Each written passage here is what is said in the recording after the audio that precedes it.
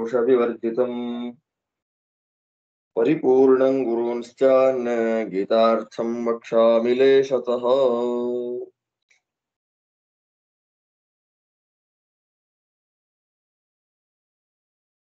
ಕೃಷ್ಣ ಜ್ಞಾನ ವಿಜ್ಞಾನ ಸಹಿತವಾದಂತಹ ತನ್ನ ಮಹಾತ್ಮ್ಯವನ್ನ ಹೇಳ್ತೇನೆ, ರಾಜವಿದ್ಯಾ ಮತ್ತು ರಾಜಗುಹ್ಯ ನನ್ನ ಉಪದೇಶ ಮಾಡ್ತೇನೆ ಅಂತ ಪ್ರತಿಜ್ಞೆಯನ್ನ ಮಾಡಿ ಅರ್ಜುನನಿಗೆ ಉಪದೇಶವನ್ನ ಮಾಡ್ತಾ ಇದ್ದಾನೆ. ಉಪದೇಶ ಮಾಡೋ ಕಾಲಕ್ಕೆ ನನ್ನ 3 ಶ್ಲೋಕ ಮುಗಿದಿತ್ತು. ಭಗವಂತನ ಅಪರೋಕ್ಷ ಜ್ಞಾನಕ್ಕೆ ಕಾರಣವಾಗುವಂತಹ ಪರೋಕ್ಷ ಜ್ಞಾನ ಅಷ್ಟು ಸುಲಭವೇ ಅನ್ನುವಂತಹ ಪ್ರಶ್ನೆಗೆ ಕೃಷ್ಣ ಉತ್ತರ ಕೊಡಬೇಕಾದ್ರೆ, ಅಶ್ರದ್ಧಾನಾಹ ಪುರುಷಾಃ, ಶ್ರದ್ಧಾಹೀನರಾಗಿರ್ತಕ್ಕಂತಹ ವ್ಯಕ್ತಿಗಳು ಎಷ್ಟೇ ಪ್ರಯತ್ನ ಪಟ್ಟು ಶ್ರವಣ ಮಾಡಿದ್ರು ಕೂಡ ಅದವರ ಜ್ಞಾನಕ್ಕೆ ಸಾಧನ ಆಗುವುದಿಲ್ಲ. ಆದ್ದರಿಂದ ಶ್ರದ್ಧಾ ಅನ್ನೋದು ಅತ್ಯಂತ ಪ್ರಧಾನವಾದ ಅಂಗ ಅನ್ನೋದನ್ನ ತಿಳಿಸಿ, ಜ್ಞಾನಂ ವಿಜ್ಞಾನ ಸಹಿತಂ ಅಂತ ಹೇಳಿದ್ನಲ್ಲ ಕೃಷ್ಣ. ವಿಜ್ಞಾನ ಸಹಿತವಾಗಿರ್ತಕ್ಕಂಥ ಜ್ಞಾನ, ವಿಜ್ಞಾತ್ವ ಮೋಕ್ಷಸೆ ಶುಭಾತ್ ಅಂತ ಏನ್ ಹೇಳಿದ್ದ ಮೊದಲನೇ ಶ್ಲೋಕದಲ್ಲಿ, ಅದರಲ್ಲಿ ಜ್ಞಾನ ನಮ್ ತಿಳಿಯಲಿಕ್ಕೆ ಯೋಗ್ಯವಾಗಿರ್ತಕ್ಕಂಥ ಮಹಿಮೆಗಳನ್ನೆಲ್ಲ ಅನೇನ ಜ್ಞಾನೇನ ತಿಳಿಯಲಿಕ್ಕೆ ಯೋಗ್ಯವಾಗಿರ್ತಕ್ಕಂಥ ಜ್ಞಾನ ಹೇಳ್ತಾ ಇದ್ದಾನೆ. ಪ್ರತ್ಯಕ್ಷಾಗಮ ಶಬ್ದೇನ ಅಪರೋಕ್ಷ ಜ್ಞಾನ ಸಾಧನತ್ವ ಮುಕ್ತಂ ಅಲ್ವಾ. ಪ್ರತ್ಯಕ್ಷಾವಗಮಂ ಧರ್ಮ್ಯಂ ಅಂತ ನಾನು ಹೇಳಿದ. ಪ್ರತ್ಯಕ್ಷಾವಗಮ, ಪ್ರತ್ಯಕ್ಷ ನಾಮಕನಾಗಿರ್ತಕ್ಕಂಥ ಯಾವ ಭಗವಂತನ ಅಪರೋಕ್ಷ ಜ್ಞಾನಕ್ಕೆ ಸಾಧನವಾದ ಪರೋಕ್ಷ ಜ್ಞಾನ, ಅದನ್ನು ಹೇಳ್ತೇನೆ ನಿನಗೆ. ಪ್ರತ್ಯಕ್ಷಾಗಮ ಪ್ರತ್ಯಕ್ಷಾವಗಮ ಎನ್ನುವ ಶಬ್ದದಿಂದ ಪರೋಕ್ಷ ಜ್ಞಾನಕ್ಕೆ ಅಪರೋಕ್ಷ ಜ್ಞಾನ ಸಾಧನತ್ವ ಅನ್ನೋದೇನ್ ಹೇಳಿದ್ದಾನೆ ಅಂದ್ರೆ, ಅಪರೋಕ್ಷ ಜ್ಞಾನ ಸಾಧನ ಯಾವುದು? ಪರೋಕ್ಷ ಜ್ಞಾನ. ಅಪರೋಕ್ಷ ಜ್ಞಾನ ಆಗಬೇಕು ಅಂದ್ರೆ ಪರೋಕ್ಷ ಜ್ಞಾನ ಆಗಬೇಕು, ಶಾಸ್ತ್ರಜನ್ಯವಾದ ಜ್ಞಾನ ಆಗಬೇಕು. ಅದನ್ನ ಹೇಳ್ತೀನಿ ಅಂತ ಕೃಷ್ಣ ಹೇಳಿದ್ನಲ್ಲ. ತಜ್ಞಾನಾದ್ಯಾಹ ಮಯೇತಿ, ಅದನ್ನ ಈ ಮಯ ಎನ್ನುವಂತಹ ಶ್ಲೋಕದಲ್ಲಿ ಆ ಪರೋಕ್ಷ ಜ್ಞಾನಕ್ಕೆ ಸಾಧನವಾಗಿರತಕ್ಕಂತಹ ಪರೋಕ್ಷ ಜ್ಞಾನ ಸಾಮಾನ್ಯ ಮಹಿಮೆಯನ್ನ ಈ ಶ್ಲೋಕದಲ್ಲಿ ಹೇಳ್ತಾ ಇದ್ದಾನೆ.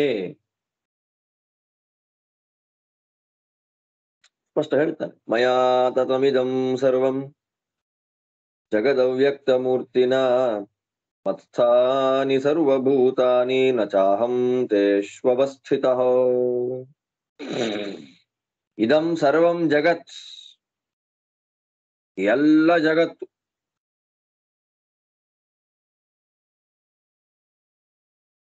ಎಲ್ಲ ಜಗತ್ತು. ಎಲ್ಲ ಜಗತ್ತು ಅಂದ್ರೆ ನಾವು ಪ್ರತಿ ಸಲ ತಿಳ್ಕೊಳ್ತಾ ಇದ್ದೇವೆ, ಈ ಎಲ್ಲ ಜಗತ್ತು ಅಂತಂದ್ರೆ ಚೇತನಾತ್ಮಕವಾಗಿರತಕ್ಕ ಸಕಲ ಪ್ರಪಂಚ, ಜಡ ಜೀವ ಭೂತವಾದಂಥ ಎಲ್ಲ ಜಗತ್ತು ಅವ್ಯಕ್ತ ಮೂರ್ತಿನ ಮಯ. ಅವ್ಯಕ್ತ ಮೂರ್ತಿ ಅಂತಾನೆ ಕೃಷ್ಣ.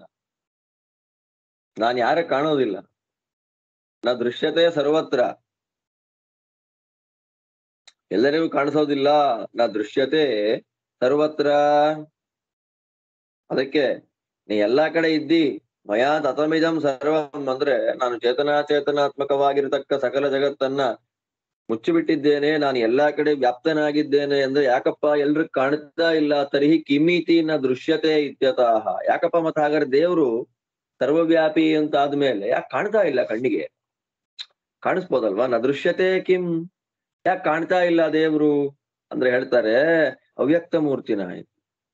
ನಾನು ಅವ್ಯಕ್ತ ಮೂರ್ತಿ, ತದವ್ಯಕ್ತ ಮಾಹಿ ಇತ್ಯಾದಿ ಸೂತ್ರೋಕ್ತವಾಗಿರ್ತಕ್ಕಂತಹ ಕ್ರಮದಲ್ಲಿ ನಾನು ಯಾರ ಕಣ್ಣಿಗೂ ಕಾಣಿಸೋದಿಲ್ಲ.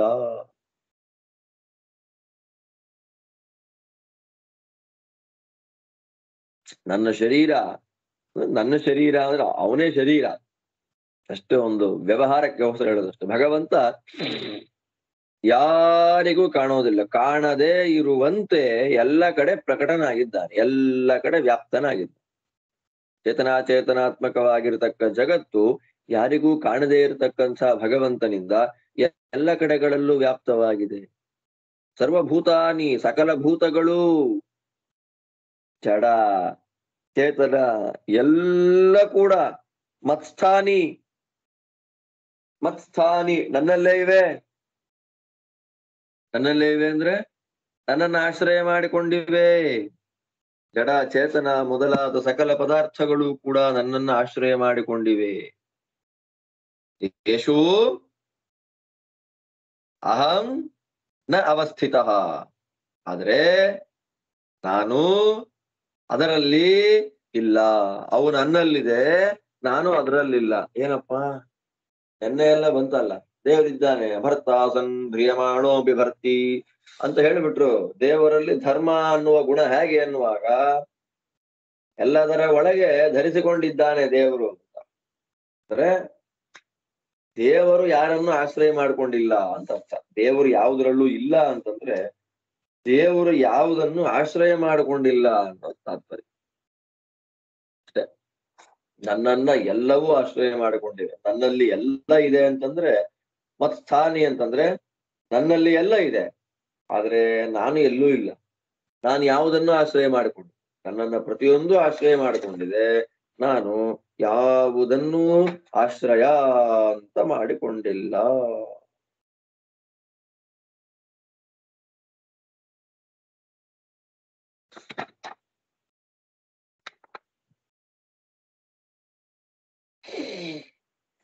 ಮುಂದೆ ಹೇಳ್ತಾನೆ ಕೃಷ್ಣ, ನಚ ಮತ್ಸ್ಥಾನಿ ಭೂತಾನಿ.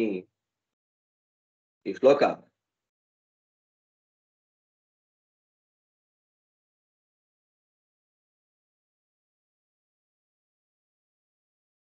ಈಗ ಭಗವಂತನಲ್ಲಿ ಮತ್ಸ್ಥಾನಿ ಸರ್ವಭೂತಾನಿ ಅಂತ ಕೃಷ್ಣ ಹೇಳಿದ.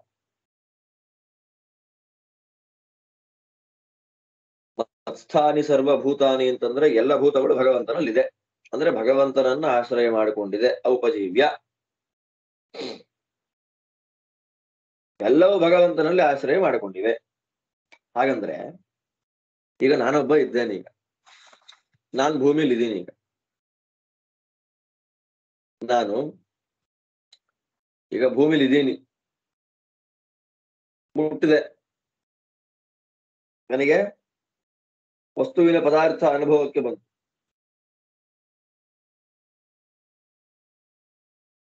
ಅಲ್ವಾ? ಹಾಗೆ ಎಲ್ಲವೂ ಕೃಷ್ಣನಲ್ಲಿ ಇದೆ ಅನ್ನುವಾಗ ಕೃಷ್ಣನಲ್ಲಿ ಇದ್ದೇವೆ ಅನ್ನುವ ಅನುಭವ ನಮಗೆ ಯಾಕೆ ಬರ್ತಾ ಇಲ್ಲ? ನೀರು ಬಿಸಿಯಾಗಿದೆ, ನೀರು ಬಿಸಿಯಾಗಿದೆ. ಜಸ್ಟ್ ಒಂದು ಎಕ್ಸಾಂಪಲ್ ತಗೊಳ್ಳಿ. ನೀರು ಬಿಸಿಯಾಗಿದೆ, ಸ್ವಾಭಾವಿಕವಾಗಿ ನೀರಿನ ಗುಣ ತಂಪು, ಶೈತ್ಯ, ತಂಪು. ಬಿಸಿಯಾಗಿದೆ ಅಂತ ಅಗ್ನಿ ಸಂಬಂಧ ಆಗಿದೆ ಅದಕ್ಕೆ ಅಂತ. ಅಗ್ನಿ ಸಂಬಂಧವನ್ನ ಪಡೆದಿರತಕ್ಕಂಥ ನೀರು ಬಿಸಿ ಆಗ್ತದೆ. ಹೇಗೋ ಹಾಗೆ ಭಗವಂತನಿಂದ ವ್ಯಾಪಿಸಲ್ಪಟ್ಟ ಪ್ರಪಂಚ ಬಿಸಿಯೂ ಕಾಣುತ್ತೆ, ನೀರು ಮುಟ್ಟಬಹುದು ನಾವು. ಹಾಗೆ ಪ್ರಪಂಚದಲ್ಲಿ ಭಗವಂತನನ್ನ ಯಾಕೆ ನೋಡ್ಲಿಕ್ಕೆ ಆಗ್ತಾ ಇಲ್ಲ? ಮತ್ ಇನ್ನೊಂದು ಪ್ರಶ್ನೆಯಲ್ಲಿ ಭಗವಂತನಲ್ಲಿ ಭಗವಂತ ಯಾವುದರಲ್ಲಿ ಇದ್ದಾನೋ, ಭಗವಂತ ಯಾವುದರಲ್ಲಿ ಇದ್ದಾನೋ ಅದರ ಗುಣ ಭಗವಂತನಿಗೆ ಬರ್ಬೇಕು. ಒಂದು ಭಗವಂತ ಕಾಣಬೇಕು, ಅವ್ಯಕ್ತ ಮೂರ್ತಿ ಅಂದ್ರೂ ಪರವಾಗಿಲ್ಲ, ಆದ್ರೆ ಆ ಪದಾರ್ಥಗಳ ಗುಣ ದೇವರಿಗೆ ಬರ್ಬೇಕು. ತಣ್ಣಗಿರತಕ್ಕಂಥ ನೀರು ಬಿಸಿಯಾದದ್ದು ಯಾಕೆ ಅಂತಂದ್ರೆ ಅಗ್ನಿ ಸಂಬಂಧದಿಂದ. ಅಗ್ನಿ ಸಂಬಂಧದಿಂದ ಕೂಡಿದ ನೀರಿಗೆ ಉಷ್ಣತೆ ಬಂತು, ಔಷ್ಣ್ಯ ಅಲ್ವಾ, ಬಿಸಿ ಆಯ್ತು. ಹಾಗೆ ಭಗವಂತನಿಗೆ ಪೃಥ್ವಿಯ ಸಂಬಂಧದಿಂದ ಪೃಥ್ವಿಯ ಕೆಲವು ಗುಣಗಳಾದ್ರೂ ಬರ್ಬೇಕು, ಅಥವಾ ಪೃಥ್ವಿಗೆ ಭಗವಂತನ ಗುಣಗಳಾದ್ರೂ ಬರ್ಬೇಕು. ಅಂದ್ರೆ ಭಗವಂತ ಯಾವುದರಲ್ಲಿದ್ದಾನೋ ಅದರ ಗುಣ ಭಗವಂತನಿಗೆ, ಅದಕ್ಕೆ ಭಗವಂತನ ಗುಣ ಪರಸ್ಪರ ಅದು ಎಕ್ಸ್ಚೇಂಜ್ ಆಗ್ಬೇಕು. ಅಂದ್ರೆ ಅದಕ್ಕೆ ಕೃಷ್ಣ ಹೇಳ್ತಾನೆ, ನಚ ಮತ್ಸ್ಥಾನಿ ಭೂತಾನಿ ಪಶ್ಯಮೇ ಯೋಗಮೈಶ್ವರಂ ಭೂತಭೃನ್ ನಚ ಭೂತಸ್ಥೋ ಮಮಾತ್ಮ ಭೂತಭಾವನಃ.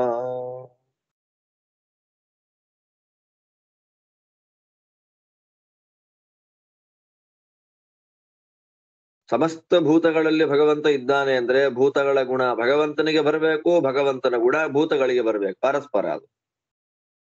ಅಂದ್ರೆ ಕೃಷ್ಣ ಹೇಳ್ತಾನೆ, ನಚ ಮತ್ಸ್ಥಾನಿ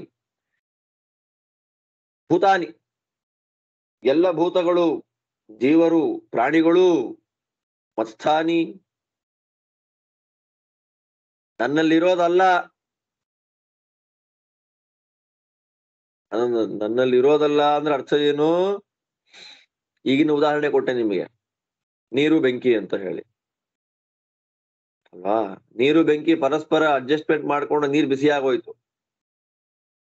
ಬೆಂಕಿಯ ಗುಣ ನೀರಿಗೆ ಬಂದು ಬಿಡ್ತು ಬಿಸಿ. ಆ ಸಂದರ್ಭದಲ್ಲಿ ಅಗ್ನಿ ಸಂಬಂಧವಾದಾಗ, ಯಾವಾಗಲೂ ಅಲ್ಲ, ಅಗ್ನಿ ಸಂಬಂಧವಾದಾಗ.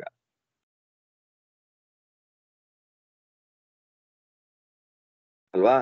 ಹಾಗೆ ಭಗವಂತನ ಸಂಬಂಧ ಹೊಂದಿರತಕ್ಕಂತ ಜೀವಿಗಳಿಗೆ ಭಗವಂತನ ಗುಣ ಬಂದ್ಬಿಡ್ಲಿ, ಅಥವಾ ಪ್ರಕೃತಿಯ ಸಂಬಂಧ ಹೊಂದಿರತಕ್ಕಂತ ಭಗವಂತನಿಗೆ, ಜೀವ ಜಡರ ಸಂಬಂಧ ಹೊಂದಿರತಕ್ಕಂತ ಭಗವಂತನಿಗೆ ಆಯಾ ಪ್ರಾಣಿಗಳ, ಆ ಜೀವಿಗಳ, ಭೂತಗಳ ಸಂಪರ್ಕ ಗುಣಗಳು ಭಗವಂತನಿಗೆ ಬರ್ಲಿ ಅಂದ್ರೆ ಇಲ್ಲ. ನಚ ಮತ್ಸ್ಥಾನಿ ಭೂತಾನಿ, ಇಲ್ಲಪ್ಪ. ಬೆಂಕಿ, ನೀರು ಮೊದಲಾದ ವಸ್ತುಗಳು ಪರಸ್ಪರ ಅಡ್ಜಸ್ಟ್ಮೆಂಟ್ ಮಾಡ್ಕೊಂಡ ಹಾಗೆ ಈ ಪ್ರಾಣಿಗಳು ನನ್ನಲ್ಲಿ ಇಲ್ಲ, ಅಡ್ಜಸ್ಟ್ಮೆಂಟ್ ಇಲ್ಲ. ನನ್ನ ಗುಣಧರ್ಮಗಳನ್ನ ಅವು ಎಕ್ಸ್ಚೇಂಜ್ ಮಾಡ್ಕೊಳ್ಳೋದಿಲ್ಲ, ಪಡೆಯೋದಿಲ್ಲ, ನನ್ನ ಅವಿಕ್ ಹೋಗೋದಿಲ್ಲ, ಅದರ ಗುಣ ನನಗೆ ಬರೋದಿಲ್ಲ. ಪಶ್ಯಮೇ ಯೋಗಮೈಶ್ವರಂ, ಅಂತಹ ಅದ್ಭುತವಾಗಿರ್ತಕ್ಕಂಥ ಐಶ್ವರಂ, ಮಹಾ ಸಾಮರ್ಥ್ಯಕ್ಕೆ ಸಂಬಂಧಪಟ್ಟ ನನ್ನ ಯೋಗ ಸಾಮರ್ಥ್ಯವನ್ನ ನೋಡಪ್ಪ ನೀನು ಅರ್ಜುನ. ಭೂತಗಳು ನನ್ನನ್ನ ಆಶ್ರಯ ಮಾಡಿಕೊಂಡಿದ್ರು ಕೂಡ ನನ್ನ ಗುಣ ಅದಕ್ಕೆ ಹೋಗೋದಿಲ್ಲ, ಅದರ ಗುಣ ನನಕ್ಕೆ ಬರೋದಿಲ್ಲ. ಯಾಕೆ ಅಂತಂದ್ರೆ ಇದು ನನ್ನ ಸಾಮರ್ಥ್ಯ, ಐಶ್ವರಂ, ನನ್ನ ಸಾಮರ್ಥ್ಯ ಇದು. ಅಂಥ ಯೋಗವನ್ನು ನೋಡ್ ನೀನು. ಭೂತ ಭಾವನಃ ಮಮ ಆತ್ಮ ಭೂತಭೃತ್ ನಚ. ಭೂತ ಭಾವನಃ, ಭಾವನಾ ಅಂದ್ರೆ ಸೃಷ್ಟಿ ಮಾಡುವಂಥದ್ದು, ಭೂತ ಅಂದ್ರೆ ಸಕಲ ಪ್ರಾಣಿಗಳನ್ನು, ಜಡಯುಕ್ತವಾದ ಸಕಲ ಚೇತನಗಳನ್ನು ಸೃಷ್ಟಿ ಮಾಡತಕ್ಕಂತಹ ನನ್ನ ದೇಹ. ನನ್ನ ದೇಹ ಅಂತಂದ್ರೆ ಭಗವಂತನಿಗಿಂತ ಭಿನ್ನವಾದಂತಹ ದೇಹ ಅಂತಲ್ಲ ಇಲ್ಲಿ. ಅದು ನಮಗೆಲ್ಲ ಗೊತ್ತಿದೆ, ಶಾಸ್ತ್ರವನ್ನ ತುಂಬಾ ತಿಳಿದಿರೋದ್ರಿಂದ ನಮಗ್ ಗೊತ್ತಿದೆ. ನನ್ನ ದೇಹ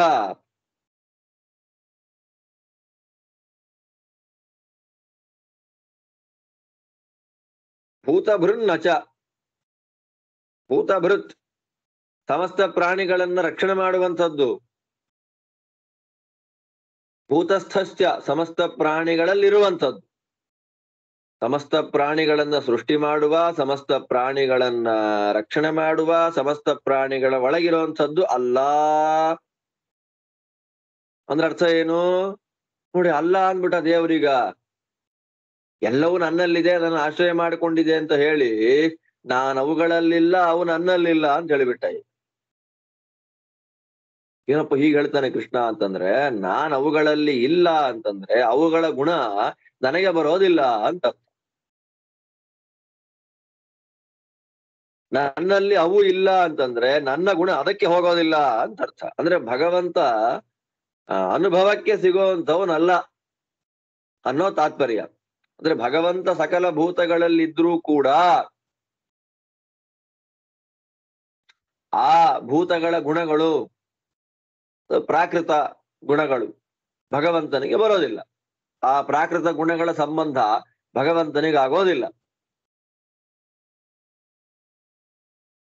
ಮತ್ತು ಭಗವಂತನಲ್ಲಿರತಕ್ಕಂತಹ ಅಪ್ರಾಕೃತವಾಗಿರ್ತಕ್ಕಂತಹ ಗುಣಗಳು ಆ ಭೂತಗಳಿಗೆ ಹೋಗೋದಿಲ್ಲ. ಇದು ವಿಶೇಷ. ಅದಕ್ಕೆ ಹೇಳೋದು ಅವು ಭಗವಂತನಲ್ಲಿ ಇಲ್ಲ, ಭಗವಂತ ಅವುಗಳಲ್ಲಿ ಇಲ್ಲ. ಪದಾರ್ಥಗಳು ಭಗವಂತನಲ್ಲಿ ಇಲ್ಲ ಅಂತಂದ್ರೆ ಎಲ್ಲ ಪದಾರ್ಥಗಳು ಭಗವಂತನನ್ನ ಆಶ್ರಯ ಮಾಡಿಕೊಂಡಿದ್ರು ಕೂಡ ಭಗವಂತನ ಅಪ್ರಾಕೃತವಾದ ಗುಣಗಳು ಅವಕ್ಕೆ ಹೋಗೋದಿಲ್ಲ. ಅವುಗಳಲ್ಲಿ ಭಗವಂತ ಇಲ್ಲ, ಪದಾರ್ಥಗಳಲ್ಲಿ ದೇವರಿಲ್ಲ ಅಂತಂದ್ರೆ ಪ್ರಾಕೃತ ವಸ್ತುಗಳ ಗುಣಗಳು ಸಂಬಂಧ ಭಗವಂತನಿಗೆ ಆಗೋದಿಲ್ಲ. ಪರಸ್ಪರ ಇದರ ಗುಣ ಅದಕ್ಕಿಲ್ಲ, ಅದರ ಗುಣ ಇದಕ್ಕಿಲ್ಲ. ಆದ್ರೂ ಕೂಡ ಭಗವಂತ ತನ್ನ ಅಚಿಂತ್ಯವಾದ ಶಕ್ತಿಯಿಂದ ಸರ್ವಭೂತಗಳನ್ನ ಸೃಷ್ಟಿ ಮಾಡಿ ಅದನ್ನ ಪೋಷಣೆ ಮಾಡಿ ಅದರ ಒಳಗೆ ವ್ಯಾಪಿಸಿಕೊಂಡಿದ್ದಾನೆ. ಇದು ಪರಮಾದ್ಭುತವಾಗಿರ್ತಕ್ಕಂಥ ವ್ಯಾಪಾರ. ನಮಗೆ ನೋಡ್ರಿ, ಯಾರ್ದಾರ ಜೊತೆ ಒಂದ್ 3 ದಿನ ಇದ್ಬಿಟ್ರೆ ಅವರ ಗುಣಗಳು ಆ ವಾತಾವರಣದ ಪ್ರಭಾವದಿಂದ, ಸಂಸರ್ಗ ಪ್ರಭಾವದಿಂದ ಅವರ ಗುಣಗಳು ನಮ್ಮಲ್ಲಿ ಬರ್ಲಿಕ್ಕೆ ಕಾಣಿಸ್ಕೊಳ್ಲಿಕ್ಕೆ ಶುರು ಮಾಡ್ಬಿಡುತ್ತೆ. ಅಷ್ಟೇ ಪ್ರಾಕೃತರ ಲಕ್ಷಣ ಅಂದ್ರೆ ಅಷ್ಟೇ. ನಮ್ಗೆ ಯಾರ ಜೊತೆ ಇರ್ತೀವೋ ಹಾಗಾಗ್ಬಿಡೋದು ಅಂತ ನಾವು ನಮ್ದಂಗೆ ಯಾರ ಜೊತೆ ಇರ್ತೀವೋ ಹಾಗಿರ್ಬೇಕು. ಸಮಸ್ಯೆ ಅಲ್ವೋ ಇದು? ಯಾರ ಜೊತೆ ಇರ್ತೀವೋ ಹಾಗಿದ್ ಬಿಡೋದು. ಒಂದ್ 3 ದಿವಸ, ಒಂದ್ 5 ದಿವಸ, ಒಂದು ವಾರ ಸ್ನಾನ ಸಂಧ್ಯಾ ವಂದನೆ ಮಾಡದೇವ್ರವ್ರ ದೇವ್ರ ಪೂಜೆ ಮಾಡದೇವ್ರ ಸಂಪರ್ಕ ನಿರಂತರವಾಗಿ ನಮ್ಗೆ ಇದ್ಬಿಟ್ರೆ ಸಂಧ್ಯಾವನೆ ಮಾಡ್ಬೇಕು, ದೇವ್ರ ಪೂಜೆ ಮಾಡ್ಬೇಕು ಅನ್ನೋದೇ ತಲೆ ಒಳಗ್ ಬರಲ್ಲ. ಅದಕ್ಕೆ ಸಂಘ ದೋಷಂ ಹಿ ವರ್ಜಯೇತ್ ಅಂತ. ಸಂಘ ದೋಷವನ್ನ ಆದಷ್ಟು ಬಿಟ್ಬಿಡ್ಬೇಕು. ಸಂಘ ಮಾಡ್ಬೇಕು ಅಂದ್ರೆ ಸಾತ್ವಿಕರ ಜೊತೆ ಸಂಘ ಮಾಡ್ಬೇಕು. ಶಾಸ್ತ್ರ ಪಾಠ ಪ್ರವಚನ ಸಾಧನೆ ಆಗಬೇಕು ಅಂದ್ರೆ ಅದನ್ನ ಸಾಧನೆ ಆಗಬೇಕು ಅನ್ನುವ ಆಸೆಗಿದ್ರೆ ಸಂಘ ಬಿಡ್ಬೇಕು. ಸಂಘನೂ ಮಾಡ್ಬೇಕು, ಯೋಗ್ಯರ ಸಂಪರ್ಕವನ್ನ ಮಾಡ್ಬೇಕು. ಅಯೋಗ್ಯ ಸಂಪರ್ಕ ಮಾಡಿದ್ರೆ ಹೊರಟೋಗುತ್ತೆ. ಅದಕ್ಕೆ ದೇವರನ್ನ ಹೀಗೆ ನಾವು ಚಿಂತನೆ ಮಾಡಬೇಕು. ದೇವರು ಎಲ್ಲ ಪದಾರ್ಥಗಳ ಒಳಗಿದ್ರು ಕೂಡ ಆ ಪದಾರ್ಥಗಳ ಗುಣಗಳನ್ನ ಅಂಟಿಸಿಕೊಳ್ಳದೆ ಭಗವಂತ ಇದ್ದಾನೆ. ಇದು ಭಗವಂತನ ಅಚಿಂತ್ಯ ಶಕ್ತಿ. ಆ ಪದಾರ್ಥಗಳ ಗುಣಧರ್ಮಗಳ ಎಲ್ಲಷ್ಟೂ ಲೇಪ ಇಲ್ಲದೆ ಅಲಿಪ್ತನಾಗಿ ಭಗವಂತ ಪದಾರ್ಥಗಳನ್ನ ನಿಯಮನ ಮಾಡ್ತಾ ಪದಾರ್ಥ ರೂಪನಾಗಿ ಪದಾರ್ಥ ನಾಮಕನಾಗಿದ್ದಾನೆ. ಇದನ್ನ ಭಗವಂತನ ಅನಂತ ಅಚಿಂತ್ಯ ಶಕ್ತಿ ಅನ್ನೋದು ಇನ್ನೇನ್ ಕರೀಬೇಕು?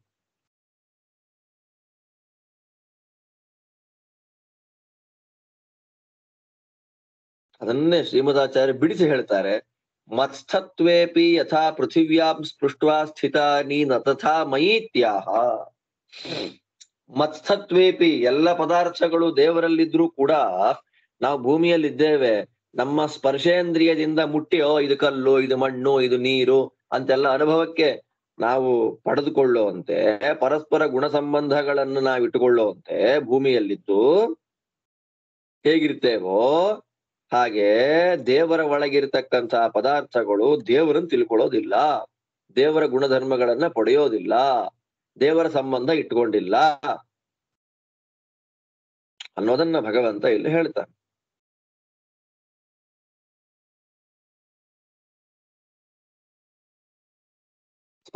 ಸ್ಪರ್ಶನೇಂದ್ರಿಯೇಣ ತಾಂಜ್ಞಾತ್ವ ಅನ್ಯೋನ್ಯ ಧರ್ಮ ಸಂಕ್ರಾಂತಿ ಮಾಸಾದ್ಯ. ಅಂದ್ರೆ ಸ್ಪರ್ಶೇಂದ್ರಿಯದಿಂದ, ಸ್ಪರ್ಶ ಮಾಡುವ ಇಂದ್ರಿಯದಿಂದ, ಚರ್ಮ ಮುಟ್ತೀವಿ ನಾವು, ಅನುಭವಕ್ಕೆ ಬರುತ್ತೆ, ಟಚಿಂಗ್ ಸ್ಪರ್ಶ ಆಗತ್ತೆ, ಓಹೋ ಇದು ಕಲ್ಲು ಅಲ್ಲ. ಗುಣಧರ್ಮಗಳ ಪರಸ್ಪರ ಹೊಂದಾಣಿಕೆ ಆಗ್ಬಿಡುತ್ತೆ ನಮಗೆ. ಈಗ ನೋಡಿ, ಚಳಿಯ ಪ್ರದೇಶದಲ್ಲಿ ನಾವು ಉಷ್ಣ ಪ್ರದೇಶದಿಂದ ಚಳಿ ಪ್ರದೇಶಕ್ಕೆ ಹೋದ್ರೆ 2 ದಿನ ಚಳಿ ಆಗುತ್ತೆ, 3ನೇ ದಿವಸ ಹೊಂದ್ಕೊಂಡ್ಬಿಡ್ತೇವೆ. ಆ ಪ್ರದೇಶದ ಗುಣಧರ್ಮಕ್ಕೂ ನನ್ನ ದೇಹದ ಗುಣಧರ್ಮಕ್ಕೂ ಹೊಂದಾಣಿಕೆ ಆಗ್ಬಿಡುತ್ತ, ಅಡ್ಜಸ್ಟ್ ಆಗ್ಬಿಡುತ್ತದು. ಸ್ಪರ್ಶೇಂದ್ರಿಯದಿಂದ ಪೃಥ್ವಿಯಲ್ಲಿ ಎಲ್ಲೇ ಇರ್ಲಿ ಇದು ಮುಟ್ಟಿ ಇದು ಹೀಗಿದೆ ಅದು ಹಾಗಿದೆ ಅಂತ ಅನುಭವಕ್ಕೆ ನಾವು ಪಡಿತೇವಲ್ಲ, ಹಾಗೆ ಭಗವಂತನನ್ನ ಆಶ್ರಯ ಮಾಡಿಕೊಂಡವರಿಲ್ಲ. ಸ್ಪರ್ಶೇಂದ್ರಿಯಕ್ಕೆ ಭಗವಂತ ಸಿಗುವನಲ್ಲ.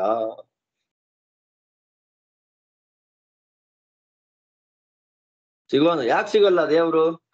ಸ್ಪರ್ಶೇಂದ್ರಿಯಕ್ಕೆ ಪರಮಾತ್ಮ ಸಿಗೋನಲ್ಲ ಅಂದ್ರೆ ಯಾಕೆ ಸಿಗೋದಿಲ್ಲ ಅಂದ್ರೆ ಪ್ರಮಾಣ ವಾಕ್ಯ ಕೊಡ್ತಾರೆ. ನ ದೃಶ್ಯಶ್ಚಕ್ಷುಷಾ ಚಾಸೌ ನ ಸ್ಪೃಶ್ಯ ಸ್ಪರ್ಶನೇನ ಹಿ ಸ್ಪರ್ಶನೇನ ಚ ಇತಿ ಮೋಕ್ಷ ಧರ್ಮೇ. ಶ್ರೀಮನ್ ಮಹಾಭಾರತದ ಮೋಕ್ಷ ಧರ್ಮದಲ್ಲಿ ಅತ್ಯಂತ ಸ್ಪಷ್ಟವಾಗಿ ತಿಳಿಸಿಕೊಟ್ಟಿದ್ದಾರೆ. ನ ದೃಶ್ಯಶ್ಚಕ್ಷುಷಾ ಚಾಸೌ, ಕಣ್ಣಿಂದ ಅವನನ್ನ ನೋಡ್ಲಿಕ್ಕೆ ಆಗೋದಿಲ್ಲ. ನ ಸ್ಪೃಶ್ಯ ಸ್ಪರ್ಶನೇನ ಚ, ಸ್ಪರ್ಶೇಂದ್ರಿಯದಿಂದ ಅವನನ್ನ ಮುಟ್ಲಿಕ್ಕೂ ಬರೋದಿಲ್ಲ. ಅವನ್ ನೋಡ್ಲಿಕ್ಕೂ ಆಗೋದಿಲ್ಲ, ಅವನ್ ಮುಟ್ಲಿಕ್ಕೂ ಆಗೋದಿಲ್ಲ. ಯಾಕೆ? ಅದು ಅಪ್ರಾಕೃತವಾದ ಗುಣಸ್ವರೂಪ ದೇವರು. ಅಪ್ರಾಕೃತನಾದ ಗುಣಸ್ವರೂಪನಾದ್ದರಿಂದ ನಾವು ಭಗವಂತನಲ್ಲೇ ಆಶ್ರಯ ಮಾಡಿಕೊಂಡಿದ್ರು, ನಮ್ಮಲ್ಲೇ ಭಗವಂತ ಇದ್ರೂ ಕೂಡ ಅನುಭವಕ್ಕೆ ಸಿಗೋದಿಲ್ಲ. ಅದಕ್ಕೆ ಶಾಸ್ತ್ರೈಕ ಸಮಧಿಗಮ್ಯತ್ವ ಅಂತ ಕರೆಯೋದು. ಶಾಸ್ತ್ರದಿಂದಲೇ ಭಗವಂತ ಕಾಣುವಂಥದ್ದು ಹೊರತು ಮಾಂಸವಾದಂತಹ ಚಕ್ಷುಸ್ಸಿಗೆ, ಪ್ರಾಕೃತವಾದಂತಹ ಸ್ಪರ್ಶೇಂದ್ರಿಯಕ್ಕೆ ದೇವರು ಸಿಗೋದಿಲ್ಲ.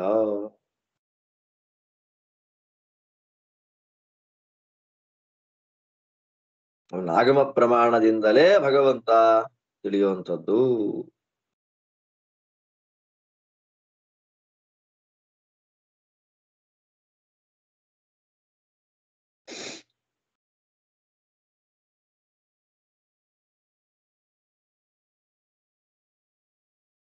ಇಲ್ಲಿ ಭಗವಂತ ಸರ್ವಾಧಾರ ಅಂತಂದು.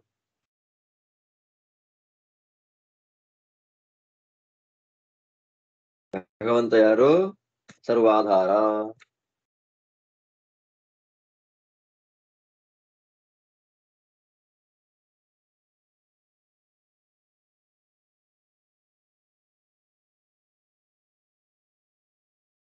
ಅಲ್ವಾ? ಈಗ ಅವ್ಯಕ್ತ ಮೂರ್ತಿನ ಅಂತ. ಅವ್ಯಕ್ತ ಮೂರ್ತಿ ಯಾರ ಕಣ್ಣಿಗೆ ಕಾಣದೇ ಇರೋವನು.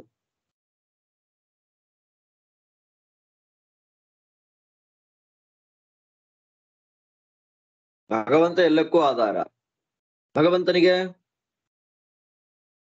ಭಗವಂತನ ಶರೀರಕ್ಕೆ ಈ ಭೂತ ಆಧಾರ ಆಯ್ತು. ಅಂದ್ರೆ ಭಗವಂತ ಎಲ್ಲಿದ್ದಾನೋ, ನೆನ್ನೆ ಬಂತಲ್ಲ ಪ್ರತಿಮಾ ಅಂತ ಹೇಳಿ, ಭಗವಂತ ಎಲ್ಲಿದ್ದಾನೋ ಆ ಪದಾರ್ಥ, ಆ ಭೂತ ಪದಾರ್ಥ ಭಗವಂತನಿಗೆ, ಭಗವಂತನ ಶರೀರಕ್ಕೆ ಆಧಾರ ಅಂತ ಹೇಳೋ ಸಂದರ್ಭ. ಅಂದ್ರೆ ಭಗವಂತ ಅಲ್ಲಿದ್ದಾನೆ ಅಂತ ಹೇಳುವಂತಹ ಸಂದರ್ಭದಲ್ಲಿ ಹೇಗೆ ನಮ್ಮ ದೇಹ ನಮಗಿಂತ ಭಿನ್ನವೋ, ಅಸ್ಮದಾದೀನಾಮೇವ ಭಿನ್ನ ಇತಿ, ನಮ್ಮ ಶರೀರ ಹೇಗೆ ನಮಗಿಂತ ಭಿನ್ನವಾಗಿದೆ ಅಂತ ಅನುಭವಕ್ಕೆ ಬರುತ್ತೋ ಹಾಗೆ ಭಗವಂತನ ಶರೀರ ಭಗವಂತನಿಗಿಂತ ಭಿನ್ನ.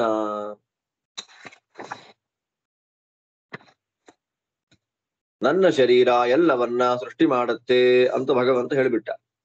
ಮಮ ಆತ್ಮ ಭೂತ ಭಾವನಃ,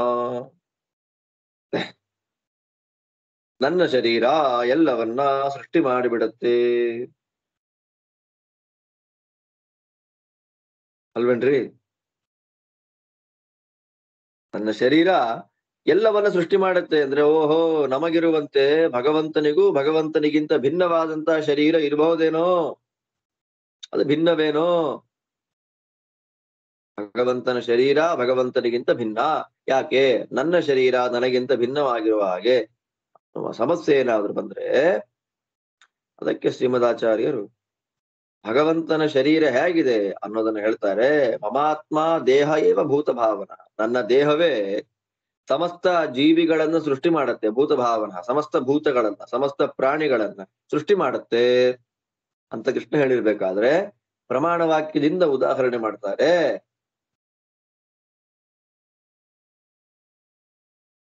ಮೋಕ್ಷ ಧರ್ಮದ ಮಾತನ್ನ, ಮಹಾವಿಭೂತೆ ಮಾಹಾತ್ಮ್ಯ ಶರೀರ ಇತಿ ಮೋಕ್ಷ ಧರ್ಮಿ. ಭಗವಂತನನ್ನ ಮಹಾವಿಭೂತೆ,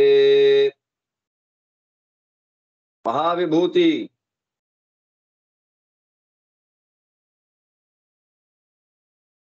ಮಹಾವಿಭೂತಿ ಅಂದ್ರೇನು? ವಿಭೂತಿ ಅಂದ್ರೆ ಐಶ್ವರ್ಯ, ಪರಮೈಶ್ವರ್ಯಶಾಲಿಯಾದವನು. ಮಾಹಾತ್ಮ್ಯ ಶರೀರ, ಮಾಹಾತ್ಮ್ಯಮೇವ ಶರೀರಂ ಯಸ್ಯಾಸೋ ತಥೋಕ್ತಃ, ಮಾಹಾತ್ಮ್ಯವನ್ನೇ ಶರೀರವನ್ನಾಗಿ ಮಾಡಿಕೊಂಡವನು ಭಗವಂತ. ನಮ್ಮಂತೆ ಮಾಂಸ ಎಲುಬು ಚರ್ಮಗಳ ದೇಹ ಅಲ್ಲ ಭಗವಂತನದ್ದು, ಮಾಹಾತ್ಮ್ಯವೇ ಶರೀರವಾಗಿ ಉಳ್ಳವನು.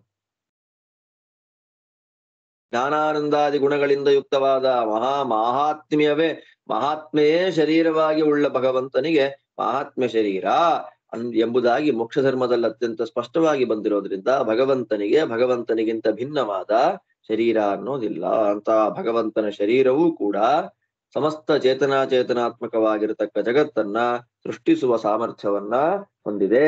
ಆದ್ದರಿಂದ ಎಲ್ಲ ಪದಾರ್ಥಗಳ ಒಳಗೆ ಭಗವಂತ ಇದ್ದಾನೆ, ಎಲ್ಲವೂ ಪರಮಾತ್ಮನನ್ನ ಆಶ್ರಯಿಸಿಕೊಂಡಿದೆ. ಹಾಗಿದ್ದು ಕೂಡ ಪರಮಾತ್ಮ ಯಾವುದರಲ್ಲೂ ಇಲ್ಲ, ಪರಮಾತ್ಮನಲ್ಲಿ ಯಾವುದೂ ಇಲ್ಲ ಅನ್ನೋ ವೈರುಧ್ಯಕ್ಕೆ ಅರ್ಥ ಏನು ಅಂತಂದ್ರೆ ಪರಸ್ಪರ ಗುಣಗಳು ಎಕ್ಸ್ಚೇಂಜ್ ಆಗೋದಿಲ್ಲ, ಅಡ್ಜಸ್ಟ್ ಆಗೋದಿಲ್ಲ. ದೇವರ ಗುಣ ಪದಾರ್ಥಕ್ಕೆ ಬರೋದಿಲ್ಲ, ಪದಾರ್ಥ ಗುಣಗಳು ದೇಹಕ್ಕೆ ಬರೋದಿಲ್ಲ ಎನ್ನುವ ಸಿದ್ಧಾಂತವನ್ನ, ಮಹಾತ್ಮ್ಯವನ್ನ ತೋರಿಸಿಕೊಡ್ತಾ ಇದ್ದಾನೆ. ಅಲ್ಲಿಂದ ಇನ್ನು ಮುಂದಕ್ಕೆ ಒಟ್ಟಿಗೆ ಇದ್ಮೇಲೆ ಏನಾದ್ರೂ ಆಗ್ಲೇಬೇಕಲ್ಲ, ಸಂಬಂಧ ಬರಲೇಬೇಕು.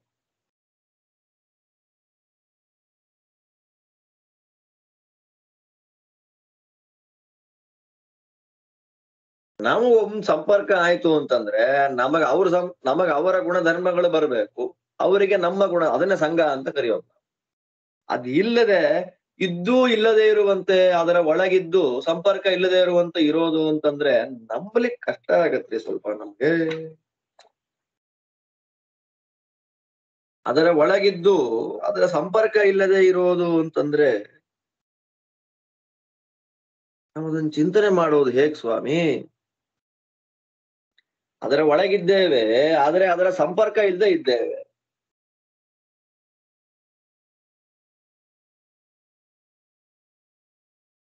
ನಂಬ್ಲಿಕ್ಕೆ ಆಗೋದಿಲ್ಲ.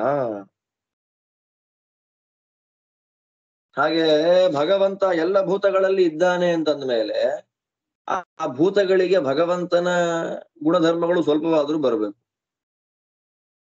ಭಗವಂತನಿಗೆ ಆ ಭೂತಗಳ ಗುಣಧರ್ಮಗಳು ಬರ್ಬೇಕು, ಪರಸ್ಪರ ಹೊಂದಾಣಿಕೆ ಆಗ್ಬೇಕು.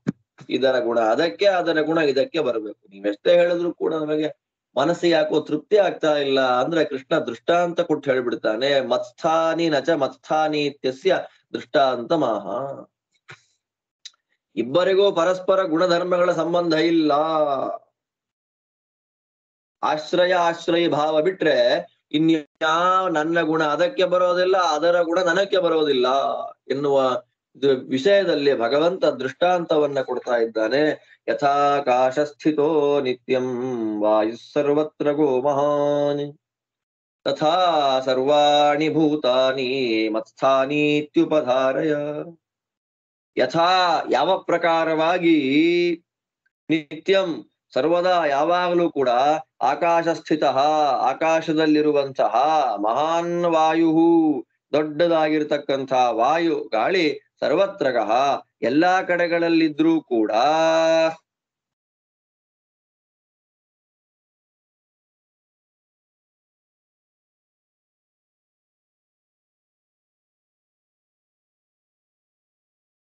ವಾಯು ಗಾಳಿ ಯಾವಾಗಲೂ ಕೂಡ ಆಕಾಶದಲ್ಲಿ ಸಂಚಾರ ಮಾಡ್ತಾ ಇದ್ರೂ ಕೂಡ ಗಾಳಿಯ ಸ್ಪರ್ಶ ಎನ್ನುವ ಗುಣ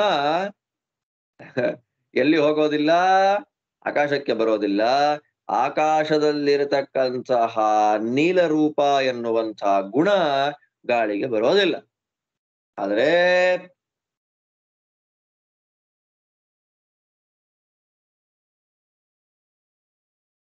ಆಕಾಶದ ಏನು ಗುಣಧರ್ಮಗಳಿದೆ ಅದು ವಾಯುವಿಗೆ ಬರೋದಿಲ್ಲ. ವಾಯುವಿನಲ್ಲಿ ಏನು ಗುಣಧರ್ಮಗಳಿದೆ ಅದು ಆಕಾಶಕ್ಕೆ ಹೋಗೋದಿಲ್ಲ. ಆದ್ರೆ ಆಕಾಶವಾಯುಗಳು ನಿತ್ಯ ಸಂಬಂಧ ಉಳ್ಳವುಗಳು. ವಾಯು ಸಂಚಾರ ಮಾಡೋದಲ್ಲಿ ಮಾತರಿಶ್ವ ಅಂತ ಮಾತರಿಶ್ವಯತೆ, ಆಕಾಶದಲ್ಲಿ ವಿಶೇಷವಾಗಿ ಓಡಾಡುವ ಕಾರಣ ಗಾಳಿಗೆ ಮಾತರಿಶ್ವ ಅಂತ ಹೆಸರು. ಅಂತಹ ಮಾತರಿಶ್ವನಾಮಕವಾದಂತಹ ವಾಯು ನಿತ್ಯ ಸಂಬಂಧ ಹೊಂದಿದ್ದು ಆಕಾಶವನ್ನ. ಅಂಥ ನಿತ್ಯ ಸಂಬಂಧಿತವಾದ ಆಕಾಶಕ್ಕೆ ಆಕಾಶದಲ್ಲಿರ್ತಕ್ಕಂತಹ ಗುಣಗಳು ವಾಯುವಿಗೆ ಬರೋದಿಲ್ಲ, ವಾಯುವಿನ ಗುಣಗಳು ಆಕಾಶಕ್ಕೆ ಬರೋದಿಲ್ಲ. ಹೇಗೋ ಸ್ವಾಮಿ? ಹಾಗಾದ್ರೆ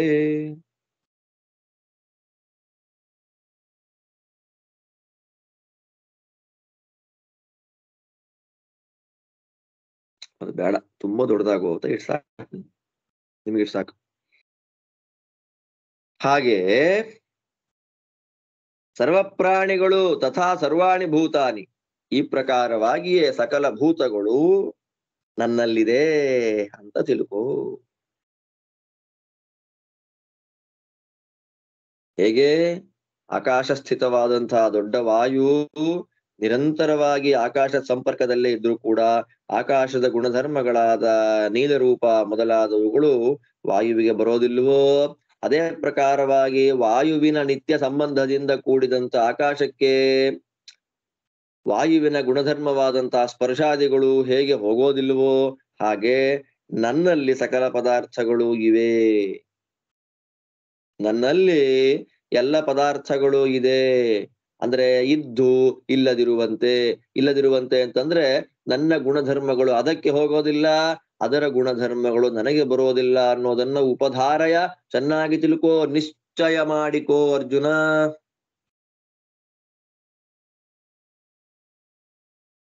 ನಿಶ್ಚಯ ಮಾಡ್ಕೊಳಪ್ಪ. ಈ ವಿಷಯದಲ್ಲಿ ಟೆನ್ಷನ್ ಮಾಡ್ಕೊಳ್ಲಿಕ್ಕೆ ಹೋಗ್ಬೇಡ. ದೇವ್ರು ಎಲ್ಲಾ ಕಡೆ ಇದ್ದಾನೆ, ಎಲ್ಲವೂ ದೇವರಲ್ಲಿದೆ ಅಂತಂದ್ರೆ ಪರಸ್ಪರ ಎಕ್ಸ್ಚೇಂಜ್ ಆಗ್ಬಿಡ್ಲಿ ಗುಣಗಳು ಅಂದ್ರೆ ಇಲ್ಲ, ಬರೋದಿಲ್ಲ ಅನ್ನೋದಕ್ಕೆ ಆಕಾಶ ಮತ್ತು ವಾಯುಗಳ ದೃಷ್ಟಾಂತವನ್ನ ಭಗವಂತ ಕೊಟ್ಟು ನಮಗೆ ಸಮಾಧಾನವನ್ನ ಮಾಡ್ತಾ ಇದ್ದಾನೆ.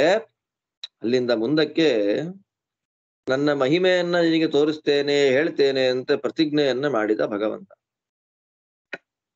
ನನ್ನ ಮಹಿಮೆಯನ್ನ ನಿನಗೆ ಹೇಳ್ತೇನೆ. ಜ್ಞಾನ ಪ್ರದರ್ಶನಾರ್ಥಂ ಪ್ರಳಯಾದಿ ಪ್ರಪಂಚಯತಿ.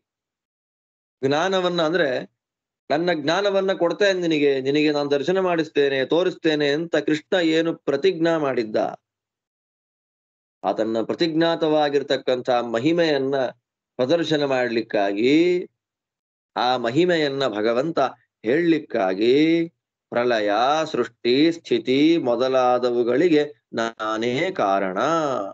ಸರ್ವ ಪ್ರಳಯ, ಸರ್ವ ಸೃಷ್ಟಿ, ಸರ್ವಸ್ಥಿತಿ ಎಲ್ಲಕ್ಕೂ ಪ್ರಧಾನ ಕಾರಣನಾಗಿರ್ತಕ್ಕಂಥವನು ನಾನೇ ಅನ್ನೋದನ್ನ ಭಗವಂತ ಈ ಶ್ಲೋಕದಿಂದ ಹೇಳ್ತಾ ಇದ್ದಾನೆ. ಸರ್ವಭೂತಾನಿ ಕೌಂತೇಯ ಪ್ರಕೃತಿಂ ಯಾಂತಿ ಮಾಮಿಕಾಂ ಕಲ್ಪಕ್ಷಯೇ ಪುನಸ್ತಾನಿ ಕಲ್ಪಾದೌ ವಿಸೃಜಾಮ್ಯಹಂ ಕೌಂತೇಯ. ಕುಂತಿ ತನೂಜ,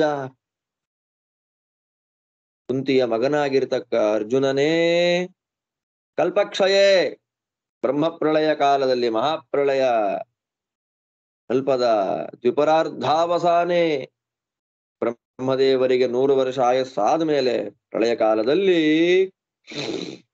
ಸರ್ವಭೂತಾನಿ ಎಲ್ಲ ಭೂತಗಳು, ಜಡಯುಕ್ತವಾಗಿರತಕ್ಕ ಸಕಲ ಚೇತನ ಸಮುದಾಯ, ಮಾಮಿಕಾ ಅಮಿಕಾ ನನ್ನ ಕಂಟ್ರೋಲ್ನಲ್ಲಿ ಇರುವಂತಹ, ನನ್ನ ಅಧೀನವಾದಂತಹ ಪ್ರಕೃತಿಂ ಯಾಂತಿ. ಗೊತ್ತು, ಪ್ರಕೃತಿ ಸತ್ವ ರಜೋ ತಮೋ ಗುಣಾತ್ಮಕವಾಗಿರ್ತಕ್ಕಂಥ ಪ್ರಕೃತಿ. ಆ ಪ್ರಕೃತಿಯನ್ನ ಹೊಂದತ್ತೆ. ಅಂದ್ರೆ ಎಲ್ಲ ಪದಾರ್ಥಗಳು ಜಡ ಪ್ರಕೃತಿಯಲ್ಲಿ ಲಯವನ್ನ ಹೊಂದದೆ. ಎಲ್ಲ ಪದಾರ್ಥಗಳಿಗೂ ಲಯ ಯಾವುದ್ರಲ್ಲಿ? ಜಡ ಪ್ರಕೃತಿಯ ಲಯ ಹೊಂದಿಬಿಡತ್ತೆ. ಪುನಃ ತಾನಿ ಮತ್ತೆ ಪುನಃ ಕಲ್ಪಾದಿಯಲ್ಲಿ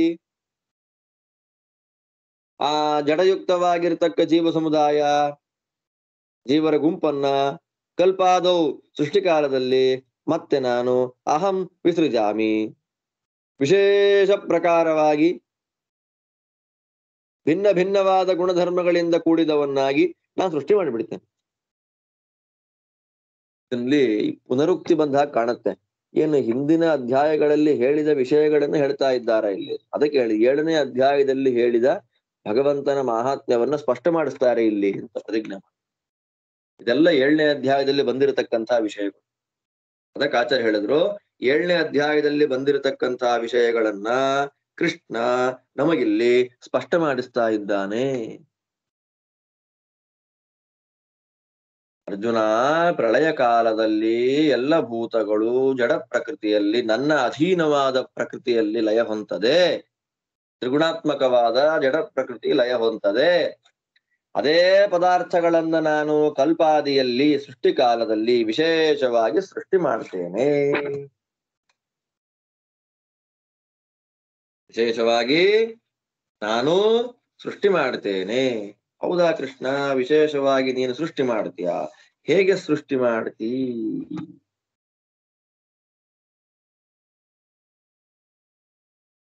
ಇದು ತುಂಬಾ ಚೆನ್ನಾಗಿದೆ. ನೀನ್ ಸೃಷ್ಟಿ ಮಾಡ್ತೀಯ ಅಲ್ವೇನಪ್ಪ? ನೀನು ಸೃಷ್ಟಿ ಮಾಡತಕ್ಕಂತ ಪ್ರಕಾರ ಹೇಗೆ? ಪ್ರಶ್ನೆಗೆ ಎಲ್ಲವನ್ನು ಲಯ ಮಾಡೋನ್ ನಾನೇ, ಸಮಸ್ಯೆ ಇಲ್ಲ, ಹೊಡೆದ್ರೆ ಮುಗೀತು. ಎಲ್ಲವನ್ನ ಸೃಷ್ಟಿ ಮಾಡೋನ್ ನಾನೇ, ಸಮಸ್ಯೆ, ಹೇಗೆ ಸೃಷ್ಟಿ ಮಾಡ್ತಿ? ಅದಕ್ಕೆ ಕೃಷ್ಣ ಮುಂದಿನ ಶ್ಲೋಕದಲ್ಲಿ ಹೇಳ್ತಾನೆ, ಪ್ರಕೃತಿಂ ಸ್ವಾಮವಷ್ಟಭ್ಯ ವಿಸೃಜಾಮಿ ಪುನಃ ಪುನಃ ಭೂತಗ್ರಾಮಮಿಮಂ ಕೃತ್ಸ್ನವಶಂ ಪ್ರಕೃತೇರ್ವಶ.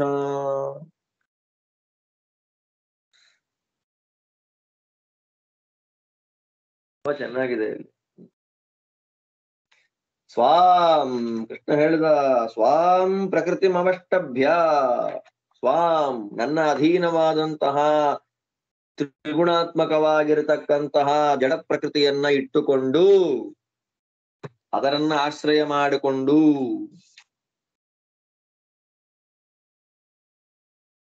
ಆಶ್ರಯ ಮಾಡಿಕೊಂಡು ಅಂದ್ರೆ ಉಪಾದಾನ ಕಾರಣ ಅಂತ.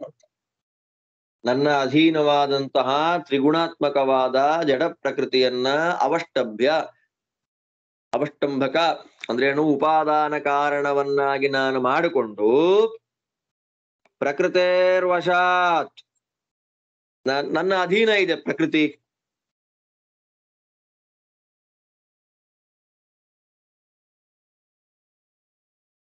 ಈ ಜಗತ್ತು ಈ ಜಗತ್ತು ಯಾರ ಅಧೀನ?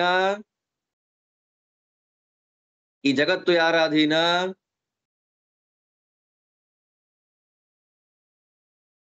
ಪ್ರಕೃತಿಯ ಅಧೀನ.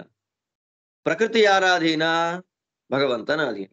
ಪ್ರಕೃತಿಯ ಅಧೀನವಾದ ಈ ಜಗತ್ತನ್ನು ನನ್ನ ಅಧೀನವಾದಂತಹ ಪ್ರಕೃತಿಯ ಮೂಲಕ ಮತ್ತೆ ಸೃಷ್ಟಿ ಮಾಡ್ತೇನೆ.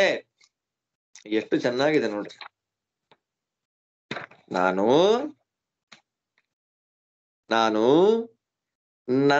ನನ್ನಿಂದ ನಿಯಮ್ಯವಾದ, ನಾನು ನಿಯಾಮಕನಾಗಿರ್ತಕ್ಕಂತಹ, ನನ್ನ ಕಂಟ್ರೋಲ್ನಲ್ಲಿ ಇರುವಂತಹ ತ್ರಿಗುಣಾತ್ಮಕವಾದ ಜಡ ಪ್ರಕೃತಿಯನ್ನ ಉಪಾದಾನ ಕಾರಣವನ್ನಾಗಿ ಮಾಡಿಕೊಂಡು ನನ್ನ ಅಧೀನವಾದ ಪ್ರಕೃತಿಗೂ ಅಧೀನವಾಗಿರುವಂಥದ್ದು ಯಾವುದು? ಜಗತ್ತು. ಅಂದ್ರೆ ಅತ್ಯಂತ ಪರಾಧೀನ, ಅವಶ ಅಂತ ಕರೀತಾರೆ. ಪರಾಧೀನತೆಯಲ್ಲಿಯೇ ಅದು ಪೀಕ್ಸ್ ಅಲ್ಲಿದೆ ಜಗತ್ತು. ನಾವೆಲ್ಲ ಏನು ನನ್ನ ಮಗಂಗೆ ಹೇಳ್ಕೊಟ್ಬಿಟ್ಟಿದ್ದೀನಪ್ಪ, ಅವನ್ ಕಾಲ್ ಮೇಲೆ ನಿಂತ್ಕೋ ಅಂತ ಹೇಳಿ. ಪಾಪ ಕೂತ್ಕೊಳಕ್ ಆಗಲ್ಲ ಅವನಿಗೆ, ಆತರ ಇರ್ತಾನೆ. ಕಾಲ್ ಮೇಲೆ ನಿಂತ್ಕೋ ಅಂತ ಹೇಳ್ಕೊಟ್ಟಿದ್ದೀನಿ ನಾನು ಅಂತ. ಎಲ್ಲಿ ಕಾಲ್ ಮೇಲೆ ನಿಂತ್ಕೋ, ಇವನಿಗೆ ಬಕೆಟ್ ಹಿಡಿದಿದ್ಯಾ, ಇನ್ನು ದೊಡ್ಡವನಿಗೆ ಬಕೆಟ್ ಹಿಡಿ, ಜಾಸ್ತಿ ಕಾಸು ಕೊಡ್ತಾರೆ ಅಂತ ಅಷ್ಟೇ. ಅವನ ಕಾಲ್ ಮೇಲೆ ನಾವು ನಿಂತ್ಕೊಳ್ಳೋದು ಅಂತಂದ್ರೆ ಕಂಪ್ನಿಯಿಂದ ಕಂಪ್ನಿಗೆ ಹಾರ್ತಾ ಇರೋದು. ಅದೇ ಕಾಲ್ ಮೇಲೆ ಕಾಲ್ ನಿಂತ್ಕೊಳ್ಳೋದು ಅಂತ ಅಷ್ಟೇ. 4 ದುಡ್ಡಿಗೋಸ್ಕರವಾಗಿ ರಾತ್ರಿ ಎಲ್ಲ ನಿದ್ದೆಗೆಡುವಂಥದ್ದು. 2 ಹೊತ್ತು ಹೊಟ್ಟೆ ತುಂಬಾ ಊಟ ಮಾಡ್ಲಿಕ್ಕಾಗಿ ವಾರಗಟ್ಲೆ ರಾತ್ರಿ ನಿದ್ದೆಯನ್ನ ಗೆಟ್ಟು ಬೆಳಗ್ಗೆ ಮಲಗ್ಬಿಡೋದು. ಯಾವಾಗ ಎದ್ದಿರ್ಬೇಕು ಆಗ ಮಲಗೋದು, ಯಾವಾಗ ಮಲಗಿರ್ಬೇಕು ಆಗ ಹೇಳೋದು, ಪ್ರಕೃತಿಯ ಗುಣಧರ್ಮಗಳಿಗೆ ವಿರುದ್ಧವಾದ ಆಚರಣೆಗಳನ್ನ ಮಾಡೋದು. ಯಾವುದಕ್ಕೋಸ್ಕರ? ಹೊಟ್ಟೆಗೋಸ್ಕರ, ಬಟ್ಟೆಗೋಸ್ಕರ, ತಿರುಗಾಟಕ್ಕೋಸ್ಕರ, ಕಣ್ಣಿಗೆ ಕಾಣುವಂತಹ ಬಣ್ಣ ಬಣ್ಣದ ಪ್ರಪಂಚವನ್ನ ಅನುಭವಿಸುವುದಕ್ಕೋಸ್ಕರ. ಫ್ಯಾಕ್ಟ್ ಅಲ್ವಾ ಇದು? ಚಿಂತನೆ ಮಾಡ್ರಿ, ಎಷ್ಟು ರಿಯಾಲಿಟಿ ಅನ್ಸ್ಬಿಡುತ್ತೆ. ನಾನು ಸಂಪಾದನೆ ಮಾಡ್ತಿದ್ದೇನೆ, ನಾನಿದ್ದೇನೆ. ಏನ್ ಸಂಪಾದನೆ ಮಾಡ್ತಿರೋದು? ಒಬ್ಬನ ಅಧೀನನಾಗಿ, ಅವನ ದಾಸನಾಗಿ, ಅವನು ಕಾಲ್ ಮಾಡಿದಾಗ ರಿಸೀವ್ ಮಾಡ್ಬೇಕು, ಅವನು ಕಟ್ ಮಾಡಿ ಮನೆಗೆ ಹೋಗು ಅಂತ ಹೋಗ್ಬೇಕು. ಪರಾಧೀನತೆಯ ತುತ್ತ ತುದಿ. ಆದ್ರೆ ಕೊಡೋ ಬಿಲ್ಡಪ್ಪಿಗೆ ಮಾತ್ರ ಏನು ಕಡಿಮೆ ಇಲ್ಲ. ಇದು ನಮ್ಮ ಒಂದು ಅವಸ್ಥೆ. ಭಗವಂತ ಸ್ಪಷ್ಟ ಹೇಳ್ತಾನೆ, ನನ್ನ ಅಧೀನವಾದ ಪ್ರಕೃತಿ, ಪ್ರಕೃತಿಯ ಅಧೀನವಾದದ್ದು ಪ್ರಪಂಚ. ಆದ್ರಿಂದ ಪರಾಧೀನತೆಯ ಪೀಕ್ಸ್, ಪರಾಧೀನತೆಯ ತುತ್ತ ತುದಿಯಲ್ಲಿದೆ ಪ್ರಪಂಚ. ಅಂತಹ ಪ್ರಪಂಚವನ್ನ, ಪ್ರಕೃತಿಯನ್ನು ಉಪಾದಾನವನ್ನಾಗಿ ಮಾಡಿಕೊಂಡು ಸಮಸ್ತ ಜಡ ಸಹಿತವಾಗಿರತಕ್ಕ ಜೀವರ ಗುಂಪನ್ನ ಭೂತಗ್ರಾಮಂ ಗುಂಪು, ಸಮುದಾಯ ಎಲ್ಲವನ್ನ ನಾನು ವಿಸೃಜಾಮಿ ಪುನಃ ಪುನಃ, ಮತ್ತೆ ಮತ್ತೆ ಮತ್ತೆ ಮತ್ತೆ ಹುಟ್ಟು ಸಾವು ನಾನಾ ಪ್ರಕಾರವಾದಂತಹ ಸೃಷ್ಟಿಯನ್ನು ನಾನು ಮಾಡ್ತಾಲೇ ಇರ್ತೇನೆ.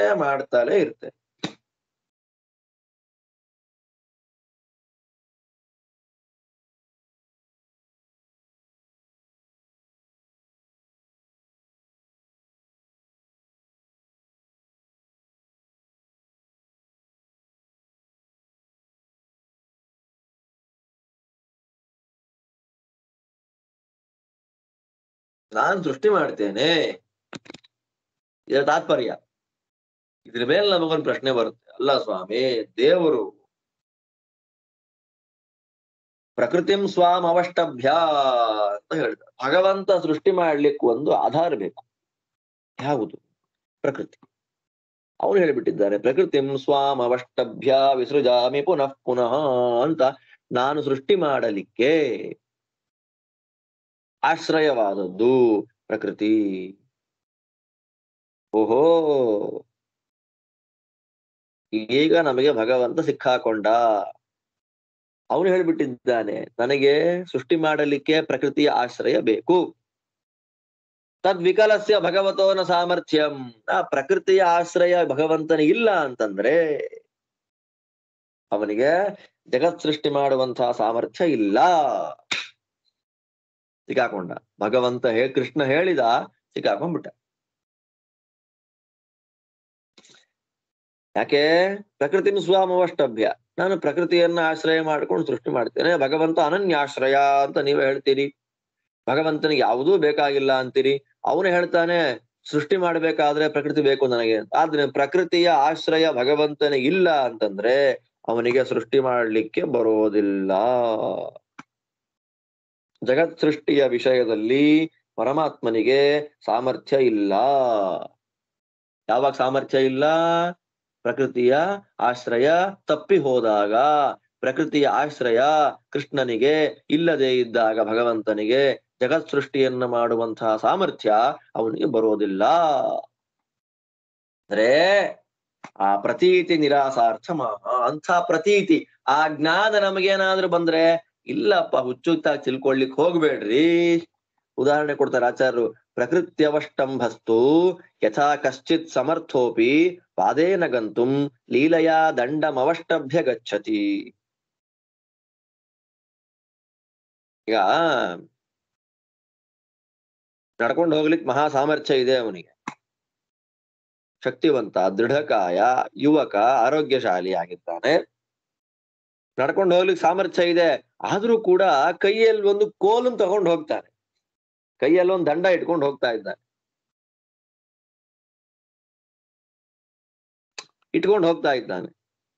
ವಾಸ್ತವಿಕವಾಗಿ ನಡಿಲಿಕ್ಕೆ ಸಾಮರ್ಥ್ಯ ಇದೆ, ಶಕ್ತಿ ಇದೆ, ಆಯಾಸ ಇಲ್ಲ, ಒಳ್ಳೆ ಏಜ್ ಯೌವನ ಇದೆ, ಯುವಕಾವಸ್ಥೆಯಲ್ಲಿದ್ದಾನೆ, ನಡೆಯುವ ಸಾಮರ್ಥ್ಯ ಉಂಟು. ಆದ್ರೂ ಕೈಯಲ್ಲಿ ಕೋಲಿದೆ. ಯಾಕೆ? ಲೀಲೆಯಿಂದ ಅಷ್ಟೆ, ಸುಮ್ಮನೆ ಆಟಕ್ಕಾಗಿ. ಅದನ್ನ ಕ್ರೀಡಾ ಅಂತ, ಆಟ ಅಷ್ಟೇ. ನಾವ್ ಹೇಳ್ತೀವೋ, ಅಯ್ಯೋ ನೋಡ್ರಿ ಅವ್ನ್ ಕೋಲ್ ಇಟ್ಕೊಂಡು ಹೋಗ್ತಾ ಇದ್ದಾನೆ, ಪಾಪ ನಡೆಯಕ್ ಆಗಲ್ವೇನೋ. ಅವನು ನಡೆಯುವುದಕ್ಕೆ ಕೋಲು ಆಧಾರ ಅಂತ ನಾವ್ ಹೇಳ್ತೀವ. ಅವ್ನ್ ನೋಡ್ರಲ್ಲಿ ಹೇಗೆ ನೋಡೋ, ಅವನಿಗೆ ಕೋಲು ಬೇಕಾ? ಸುಮ್ಮನೆ ತಗೊಂಡು ಹೋಗ್ತಾ ಇದ್ದಾನೆ ಅಷ್ಟೇ ಕೋಲ್, ಅವನು ಹೇಳ್ತೀವಿ ತಾನೆ. ಹಾಗೇ ಭಗವಂತನು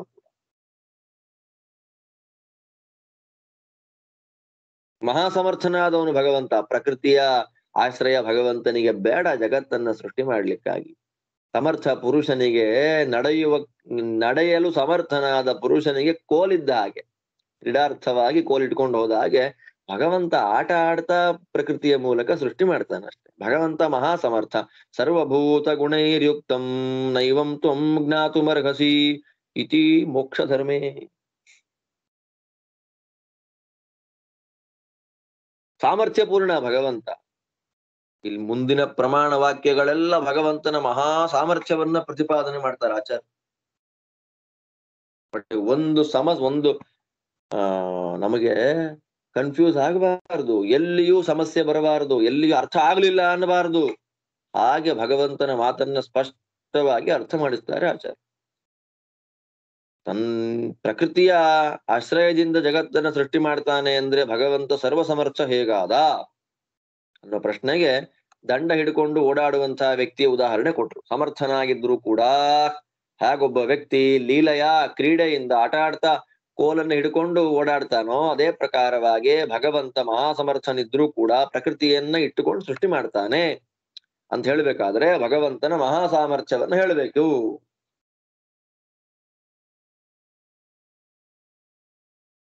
ಸರ್ವಭೂತ ಗುಣೈರ್ಯುಕ್ತಂ, ಮೋಕ್ಷ ಧರ್ಮ ಸ್ಪಷ್ಟವಾಗಿ ಹೇಳ್ತಾ ಇದೆ. ಸರ್ವಭೂತ ಗುಣೈರ್ಯುಕ್ತಂ, ಸರ್ವಭೂತ ಗುಣೈರ್ಯುಕ್ತಂ. ಸರ್ವಭೂತ ಗುಣೈರ್ಯುಕ್ತಂ ಅನ್ನೋದಕ್ಕೆ ಟೀಕಾಕೃತ್ಪಾದರು ಅರ್ಥ ಮಾಡ್ತಾರೆ, ಸರ್ವ ವಸ್ತು ಸಾಮರ್ಥ್ಯೈಹಿ. ಭಗವಂತನಿಗೆ ಎಲ್ಲ ವಸ್ತುಗಳ ಸಾಮರ್ಥ್ಯ ಇದೆ.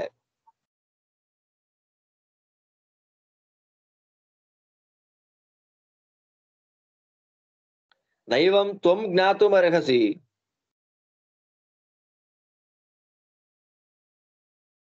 ಭಗವಂತನಲ್ಲಿ ಸಮಸ್ತ ವಸ್ತುಗಳ ಪರಿಪೂರ್ಣವಾಗಿರತಕ್ಕ ಸಾಮರ್ಥ್ಯ ಇದೆ. ಮೋಕ್ಷ ಧರ್ಮದಲ್ಲಿ ಅತ್ಯಂತ ಸ್ಪಷ್ಟವಾಗಿ ತಿಳಿಸಿಕೊಟ್ಟಿದ್ದಾರೆ.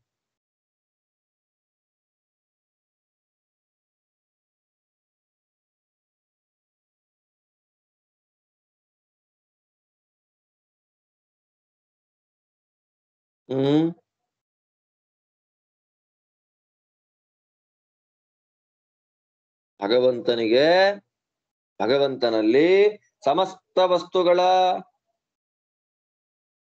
ಸಾಮರ್ಥ್ಯ ಇದೆ. ಸಮಸ್ತ ವಸ್ತುಗಳ ಸಾಮರ್ಥ್ಯ ಇದೆ ಅಂದ್ಮೇಲೆ ಸಮಸ್ತ ವಸ್ತುಗಳಲ್ಲಿ ಪಾರತಂತ್ರ್ಯ ಅಂತ ಒಂದು ದೋಷ ಇದೆ. ಸಮಸ್ತ ವಸ್ತುಗಳ ಸಾಮರ್ಥ್ಯ ದೇವರಿಗಿದೆ ಅಂದ್ಮೇಲೆ ಸಮಸ್ತ ವಸ್ತುಗಳಲ್ಲಿ ಏನೊಂದು ದೋಷ ಇದೆ? ಪಾರತಂತ್ರ್ಯ ಅನ್ನುವಂತ ದೋಷ ಇದೆ. ಅದು ಭಗವಂತನಿಗಿದೆಯಾ ಅಂದ್ರೆ ಇಲ್ಲ. ಭಗವಂತ ಪಾರತಂತ್ರ್ಯ ಅಲ್ಲ.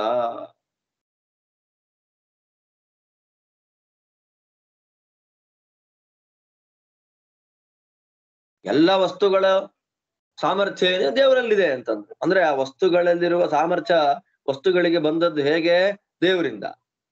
ದೇವರಲ್ಲಿದೆ ಅಂತಂದ ಮೇಲೆ ಸಾಮರ್ಥ್ಯ ಆ ವಸ್ತುಗಳಲ್ಲಿರತಕ್ಕಂಥ ಪರತಂತ್ರ ಬೇರೆಯವರ ಅಧೀನವಾಗುವುದು ಅದು ದೇವರಿಗೆ ಬರಲಿ ಅಂದ್ರೆ ಅದಕ್ಕೆ ಹೇಳ್ತಾರೆ ವಿಜಿತ್ವಾ ಸಪ್ತ ಸೂಕ್ಷ್ಮಾಣಿ ಅಥವಾ ಇದು ಬಿಟ್ಬಿಟ್ಟೆ. ಸರ್ವಭೂತ ಗುಣೈರ್ಯುಕ್ತಂ ದೈವಂ ಮಾಂ ಜ್ಞಾತುಮರ್ಹಸಿ. ಎಲ್ಲ ಭೂತಗಳ ಸಮಸ್ತ ವಸ್ತುಗಳ ಗುಣದಿಂದ ಕೂಡಿದ ನನ್ನನ್ನ ದೇವೋತ್ತಮ ಎಂಬುದಾಗಿ ತಿಳಿ.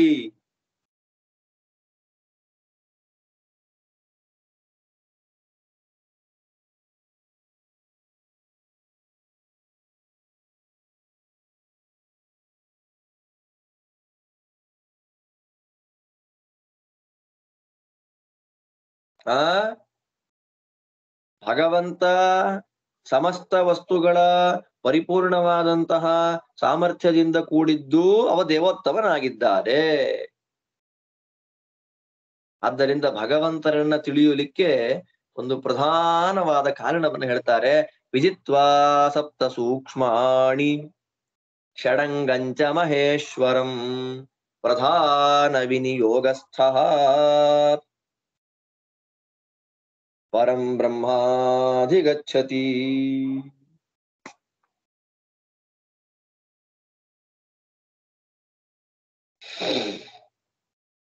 ವಿದಿತ್ವಾ ಸಪ್ತ ಸೂಕ್ಷ್ಮಾಣಿ 7 ಸೂಕ್ಷ್ಮಗಳನ್ನ ತಿಳಿದು ಭಗವಂತನ 6 ಶಕ್ತಿಗಳನ್ನ ತಿಳಿದು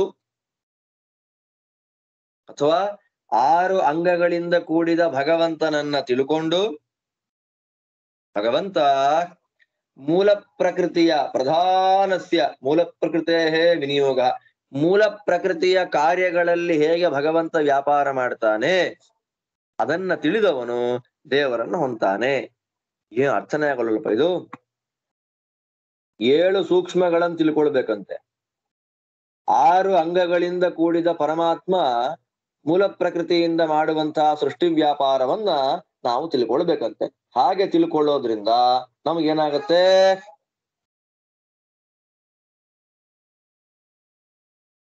ಬ್ರಹ್ಮದರ್ಶನ ಆಗತ್ತೆ.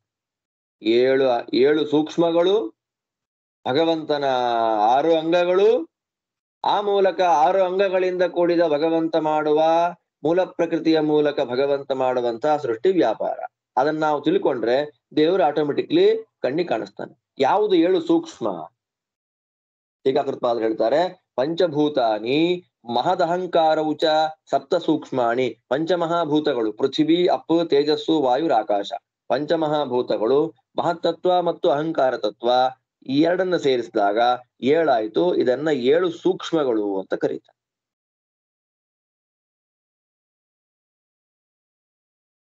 ಸಪ್ತ ಸೂಕ್ಷ್ಮಗಳು. ಸಪ್ತ ಸೂಕ್ಷ್ಮ ಅಂದ್ರೆ ಯಾವುದು? ಪೃಥ್ವಿ, ಅಪ್, ತೇಜಸ್, ವಾಯು, ಆಕಾಶ, ಮಹತ್, ಅಹಂಕಾರ ತತ್ವ, ಮಹತ್ತತ್ವ. ಈ 7 ತತ್ವಗಳನ್ನ ಸಪ್ತ ಸೂಕ್ಷ್ಮ ಅಂತ ಕರೀತಾರೆ.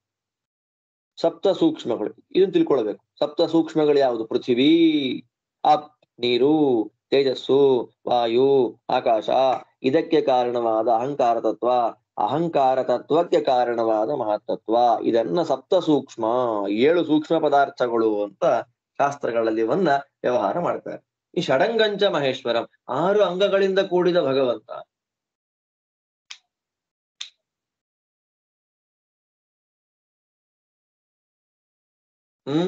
6 ಅಂಗಗಳಿಂದ ಕೂಡಿದ ಭಗವಂತ ಅಂದ್ರೆ ಏನು? ಸರ್ವಜ್ಞತಾ ತೃಪ್ತಿ ಇತ್ಯುಕ್ತ ಪ್ರಕಾರೇಣ ಷಡಂಗಂ. ಭಗವಂತನಿಗೆ 6 ಇದೆಯಂತೆ.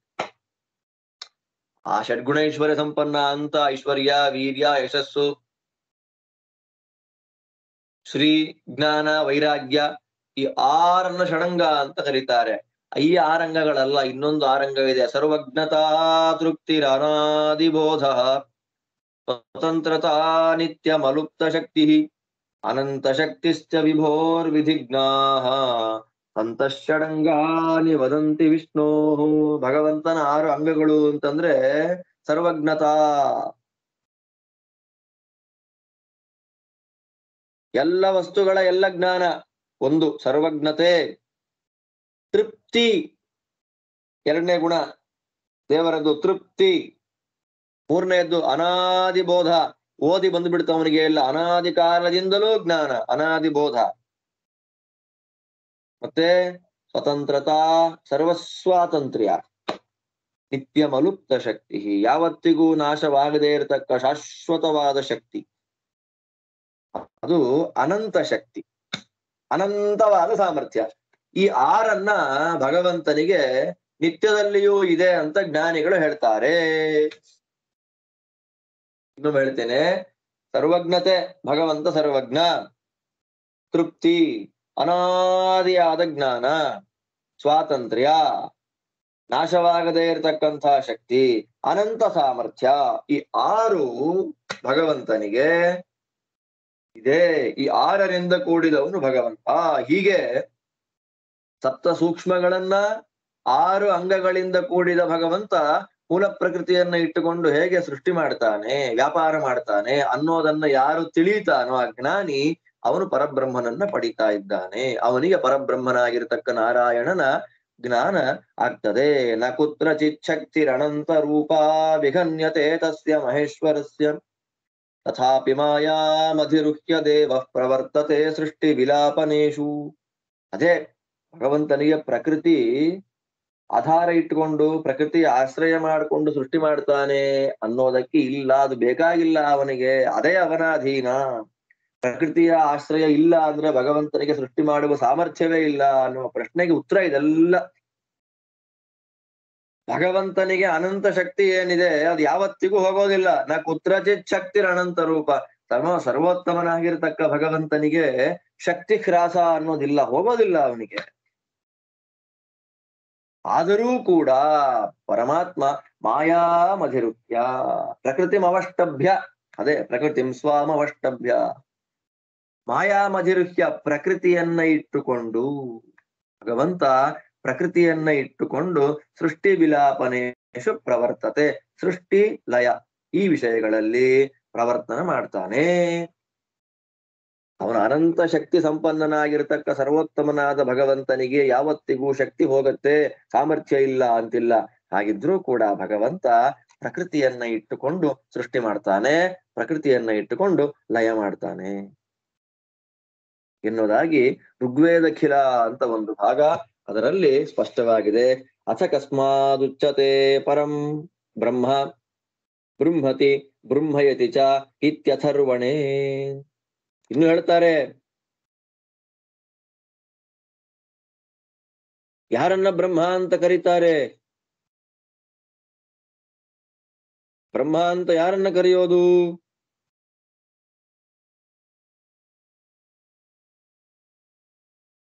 ಮೈ ಅನಂತ ಗುಣೇನಂತೆ ಗುಣತೋನಂತ ವಿಗ್ರಹೇ ಇತಿ ಭಾಗವತೆ. ಭಾಗವತ ಅತ್ಯಂತ ಸ್ಪಷ್ಟವಾಗಿ ಹೇಳ್ತಾ ಇದೆ, ಮೈ ಅನಂತ ಗುಣೇ ಅನಂತೆ ಗುಣತಃ ಅನಂತ ವಿಗ್ರಹೇ. ಅಪರಿಮಿತವಾದ ಪ್ರಪ್ರತ್ಯೇಕವಾಗಿ ನಿರವಧಿಕವಾದ ಗುಣಗಳು. ನೋಡಿ, ಭಗವಂತನದ್ದು ಅನಂತ ಗುಣ ಸರಿ, ಅದರಲ್ಲಿ ಒಂದೊಂದು ಗುಣವೂ ಅನಂತ. ಆದ್ದರಿಂದ ಭಗವಂತನಿಗೆ ಅನಂತ ಅಂತ ಹೆಸರು. ಅವನ ರೂಪಗಳು ಅನಂತ, ಅವನ ಗುಣಗಳು ಅನಂತ, ಅವನ ಶಕ್ತಿ ಅನಂತ, ಅವನ ಕ್ರಿಯೆ ಅನಂತ, ಅವನು ಅನಂತ. ಅಂತ ಅನಂತ ಗುಣ ಪರಿಪೂರ್ಣನಾಗಿ ಅನಂತ ರೂಪಿಯಾಗಿರ್ತಕ್ಕ ನನ್ನಲ್ಲಿ ಚತುರ್ಮುಖ ಬ್ರಹ್ಮ ಹುಟ್ಟಿ ಬಂದ ಎಂಬುದಾಗಿ ಅತ್ಯಂತ ಸ್ಪಷ್ಟವಾಗಿ ಭಾಗವತ ಹೇಳುವಾಗ, ಅನಂತನಾದ ಭಗವಂತನಿಗೆ ಈ ಪ್ರಕೃತಿ ಆಶ್ರಯ ಬೇಕೇ? ಅಥರ್ವಣ ಹೇಳುತ್ತೆ, ಅಥ ಕಸ್ಮಾದುಚ್ಯತೆ ಪರಂ ಬ್ರಹ್ಮ. ಪರಂ ಬ್ರಹ್ಮ ಅಂತ ದೇವರನ್ನ ಯಾಕೆ ಹೇಳ್ತಾರೆ? ದೇವರಿಗೆ ಪರಬ್ರಹ್ಮ ಅಂತ ಯಾಕೆ ಹೆಸರು? ಬೃಂಹತಿ ಬೃಂಹಯತಿ. ಸ್ವತಃ ಅವನ ಗುಣ ಪರಿಪೂರ್ಣನಾಗಿದ್ದು ತನ್ನ ಭಕ್ತರನ್ನ ಯೋಗ್ಯವಾದ ಗುಣಗಳಿಂದ ಪೂರ್ಣ ಮಾಡ್ತಾನೆ. ತಾನು ಅನಾದ್ಯನಂತ ಕಾಲಗಳವರೆಗೂ ಗುಣಪರಿಪೂರ್ಣನಾಗಿದ್ದು ತನ್ನನ್ನ ಉಪಾಸನೆ ಮಾಡತಕ್ಕ, ತನ್ನನ್ನ ಭಕ್ತಿ ಮಾಡತಕ್ಕ ವ್ಯಕ್ತಿಗಳನ್ನ ಗುಣಪೂರ್ಣರನ್ನಾಗಿ ಮಾಡ್ತಾನೆ. ಆದ್ದರಿಂದ ಅವನಿಗೆ ಪರಬ್ರಹ್ಮ ಅಂತ ಹೆಸರು. ಅವನಿಗೆ ಅಂತಹ ಗುಣ ಬೇರೆಯವರನ್ನ ಪರಿಪೂರ್ಣರನ್ನಾಗಿ ಮಾಡುವ ಭಗವಂತನಿಗೆ ಪ್ರಕೃತಿಯ ಅವಶ್ಯಕತೆ ಉಂಟೆ? ಆಟಕ್ಕಾಗಿ ಪರಾಸ್ಯ ಶಕ್ತಿರ್ವಿವಿಧೈವ ಶ್ರೂಯತೆ ಇತಿ ಚ. ಭಗವಂತನ ಶಕ್ತಿಯನ್ನ ವಿಧ ವಿಧವಾಗಿ ಹೇಳ್ತಾ ಇದ್ದಾರೆ ಲೋಕದಲ್ಲಿ. ಉತ್ಕೃಷ್ಟವಾದದ್ದು ಸ್ವಾಭಾವಿಕಿ ಜ್ಞಾನ ಬಲ ಕ್ರಿಯಾಚ. ಸ್ವಾಭಾವಿಕವಾದ ಜ್ಞಾನ, ಸ್ವಾಭಾವಿಕವಾದ ಬಲ, ಸ್ವಾಭಾವಿಕವಾದ ಕ್ರಿಯೆ, ಹೀಗೆಲ್ಲ ಭಗವಂತನ ಮಹಾ ಸಾಮರ್ಥ್ಯವನ್ನು ಹೇಳುವಾಗ ಅವನಿಗೆ ಪ್ರಕೃತಿಯ ಆಶ್ರಯ ಬೇಕೆ? ಖಂಡಿತ ಇಲ್ಲ. ಅದು ಲೀಲೆಯಿಂದ. ವಿಷ್ಣೋರ್ನುಕಂ ವೀರ್ಯಾಣಿ ಪ್ರವೋಚಯ್ಯ ಪಾರ್ಥಿವಾನಿ ವಿಮಮೇ ರಜಾಂಸಿ.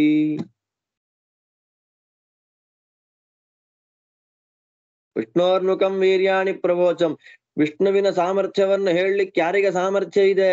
ಚತುರ್ಮುಖ ಬ್ರಹ್ಮ ಹೇಳ್ತಾನೆ ಅಂತಂದ್ರೆ ಅವನಿಗೆ ಪೂರ್ಣವಾಗಿ ಹೇಳಲಿಕ್ಕೆ ಬರೋದಿಲ್ಲಪ್ಪ. ವಿಷ್ಣೋರ್ನುಕಂ ವೀರ್ಯಾಣಿ. ಭೂಮಿಯ ಸಮಗ್ರ ಭೂಮಿಯಲ್ಲಿ ಎಷ್ಟು ಮರಳಿನ ಕಣ ಇದೆ. ಸ್ಯಾಂಡ್, ಮರಳು. ನಾವು ನದಿಯಲ್ಲಿ ಸ್ಯಾಂಡ್ ಮಾಫಿಯಾ ಮರಳು ತೆಗಿಬೇಕಾದ್ರೆ ತಲೆ ಕೆಟ್ಟೋಗುತ್ತೆ ಒಂದು ನದಿಯದ್ದು. ಅದು ಸಮಗ್ರ ಭೂಮಂಡಲದಲ್ಲಿರತಕ್ಕಂತ ಮರಳುಗಳ ಕಣವನ್ನ ಲೆಕ್ಕ ಹಾಕಬಹುದು. ಈ ಮಮೇ ರಜಾಂಸಿ.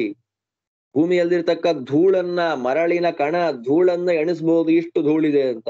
ಆದ್ರೆ ಭಗವಂತನ ಗುಣಗಳನ್ನ ಲೆಕ್ಕ ಹಾಕ್ಲಿಕ್ಕೆ, ಭಗವಂತನ ಸಾಮರ್ಥ್ಯವನ್ನ ಹೇಳಲಿಕ್ಕೆ ಬ್ರಹ್ಮದೇವರಿಗೂ ಸಾಮರ್ಥ್ಯ ಇಲ್ಲ.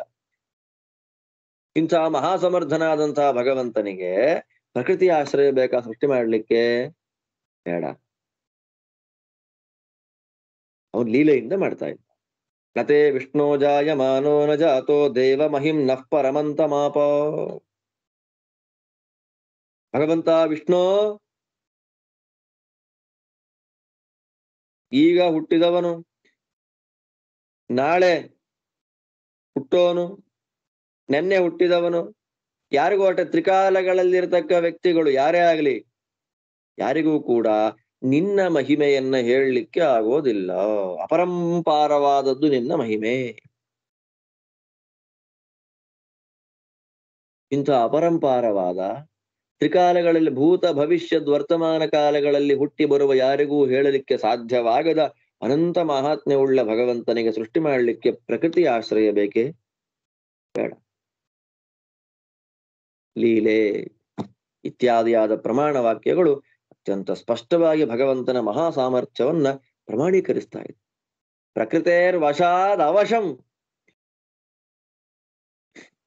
ಅಂದ್ರೆ ಅವಶಂ ಅಂತ ಬಂತಲ್ಲ, ಜಗತ್ತು ಪ್ರಕೃತಿಯ ವಶವಾದ್ದರಿಂದ ಜಗತ್ತನ್ನ ಅವಶ ಅಂತ ಕರೀತಾರೆ.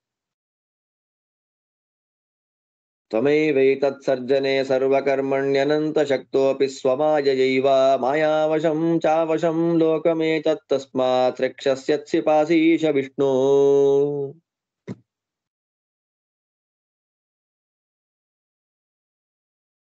ವಿಷ್ಣು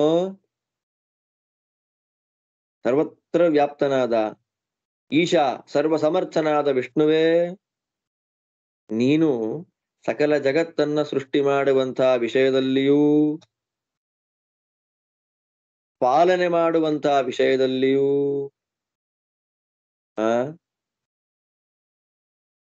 ಇದೇ ಮೊದಲಾಗಿರತಕ್ಕಂತ ಸರ್ವಕರ್ಮಣಿ ಸಕಲ ಕರ್ಮಗಳಲ್ಲಿ ಅನಂತ ಶಕ್ತಿ ಸಂಪನ್ನನಾಗಿದ್ರು ಸ್ವಮಾಯೈವ ನಿನ್ನ ಇಚ್ಛೆಯಿಂದಲೇ ಮಾಯಾವಶಂ ಚಾವಶಂ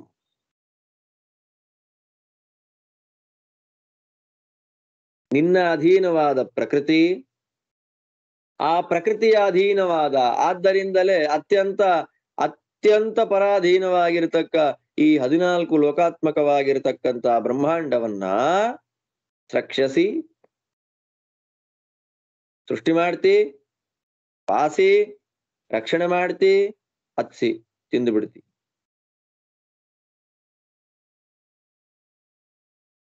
ಇದು ನಿನ್ನ ಸರ್ವ ಸಾಮರ್ಥ್ಯ. ಹೀಗಿದ್ರೂ ಕೂಡ ಸರ್ವ ಜಗತ್ತಿನ ಸೃಷ್ಟಿ ಸ್ಥಿತಿ ಸಂಹಾರಗಳನ್ನ ಮಾಡುವ ಮಹಾಸಮರ್ಥ ಅಂಥ ಮಹಾ ಅಪರಿಮಿತವಾದ ಸಾಮರ್ಥ್ಯ ನಿನಗಿದ್ರು ಕೂಡ ನೀನು ಸ್ವತಂತ್ರನಾಗಿ ಇರ್ತಿ. ಅದರ ಯಾವ ಸಂಪರ್ಕವೂ ನಿನಗಿಲ್ಲ. ಪ್ರಕೃತಿಯ ಆಶ್ರಯ ನಿನಗೆ ಸೃಷ್ಟಿ ಮಾಡ್ಲಿಕ್ಕೆ ಬೇಕಾಗಿಲ್ಲ. ಹಾಗಿದ್ರೂ ಕೂಡ ಲೀಲೆಯಿಂದಲೇ ನೀನು ಮಾಡ್ತಿ. ಒಂದು ಪ್ರಕೃತಿ ಸ್ವಾಮ್ ಅವಷ್ಟಭ್ಯ ಎನ್ನುವಂತ ನಮ್ಮ ಕನ್ಫ್ಯೂಷನ್ ಮಾಡುವಂತ ವಾಕ್ಯಕ್ಕೆ ಇಷ್ಟು ವಿಸ್ತೃತವಾದ ವ್ಯಾಖ್ಯಾನವನ್ನು ಶ್ರೀಮದಾಚಾರ್ಯರು ಮಾಡಿ ದೇವರ ಸಾಮರ್ಥ್ಯದ ವಿಷಯದಲ್ಲಿ ಡೌಟ್ ಪಡೋ ಹಾಗಿಲ್ಲ ಎಂಬುದಾಗಿ ತಿಳಿಸಿ ಪರಮಾನುಗ್ರಹವನ್ನ ಮಾಡಿದ್ದಾರೆ. ಅಲ್ಲಿಂದ ಮುಂದೆ ಈ ಪ್ರಕಾರವಾಗಿ ಮಹಾ ಸಮರ್ಥನಾದ ಭಗವಂತ ನಾನಾ ಪ್ರಕಾರವಾದಂತಹ ಸೃಷ್ಟಿಯನ್ನ ಮಾಡಿದ್ರೂ ಕೂಡ ಅವನಿಗೆ ಜೀವರಿಗೆ ಇರುವಂತೆ ಕರ್ಮಬಂಧ ಅಂತ ಅನ್ನೋದಿಲ್ಲ ಅನ್ನೋದನ್ನ ಸಮರ್ಥನೆ ಮಾಡ್ತಾರೆ. ಆ ಎಲ್ಲ ಭಾಗಗಳನ್ನು ನಾಳೆ ಪಾಠದಲ್ಲಿ ಚಿಂತನೆ ಮಾಡೋಣ ಅಂತ ಹೇಳ್ತಾ ಇವತ್ತಿನ ಭಾಗವನ್ನು ಇಲ್ಲಿ ಮುಗಿಸ್ತಾ ಇದ್ದೇನೆ. ಮತ್ತೆ ನಾಳೆ ಭೇಟಿಯಾಗೋಣ. ಮತ್ತು ವಿದ್ಯಾ ಪಯೋನಿಧಿ ತೀರ್ಥರ ಆರಾಧನೆಯ ಪರ್ವಕಾಲ ಶೇಷಚಂದ್ರಿಕಾ ರಾಯರ ಸನ್ನಿಧಾನದಲ್ಲಿ ಇದ್ದು ಎಲ್ಲ ಭಕ್ತರನ್ನು ಅನುಗ್ರಹ ಮಾಡ್ತಾ ಇದ್ದಾರೆ. ವಿಶೇಷವಾದಂತಹ ಕ್ರಮದಲ್ಲಿ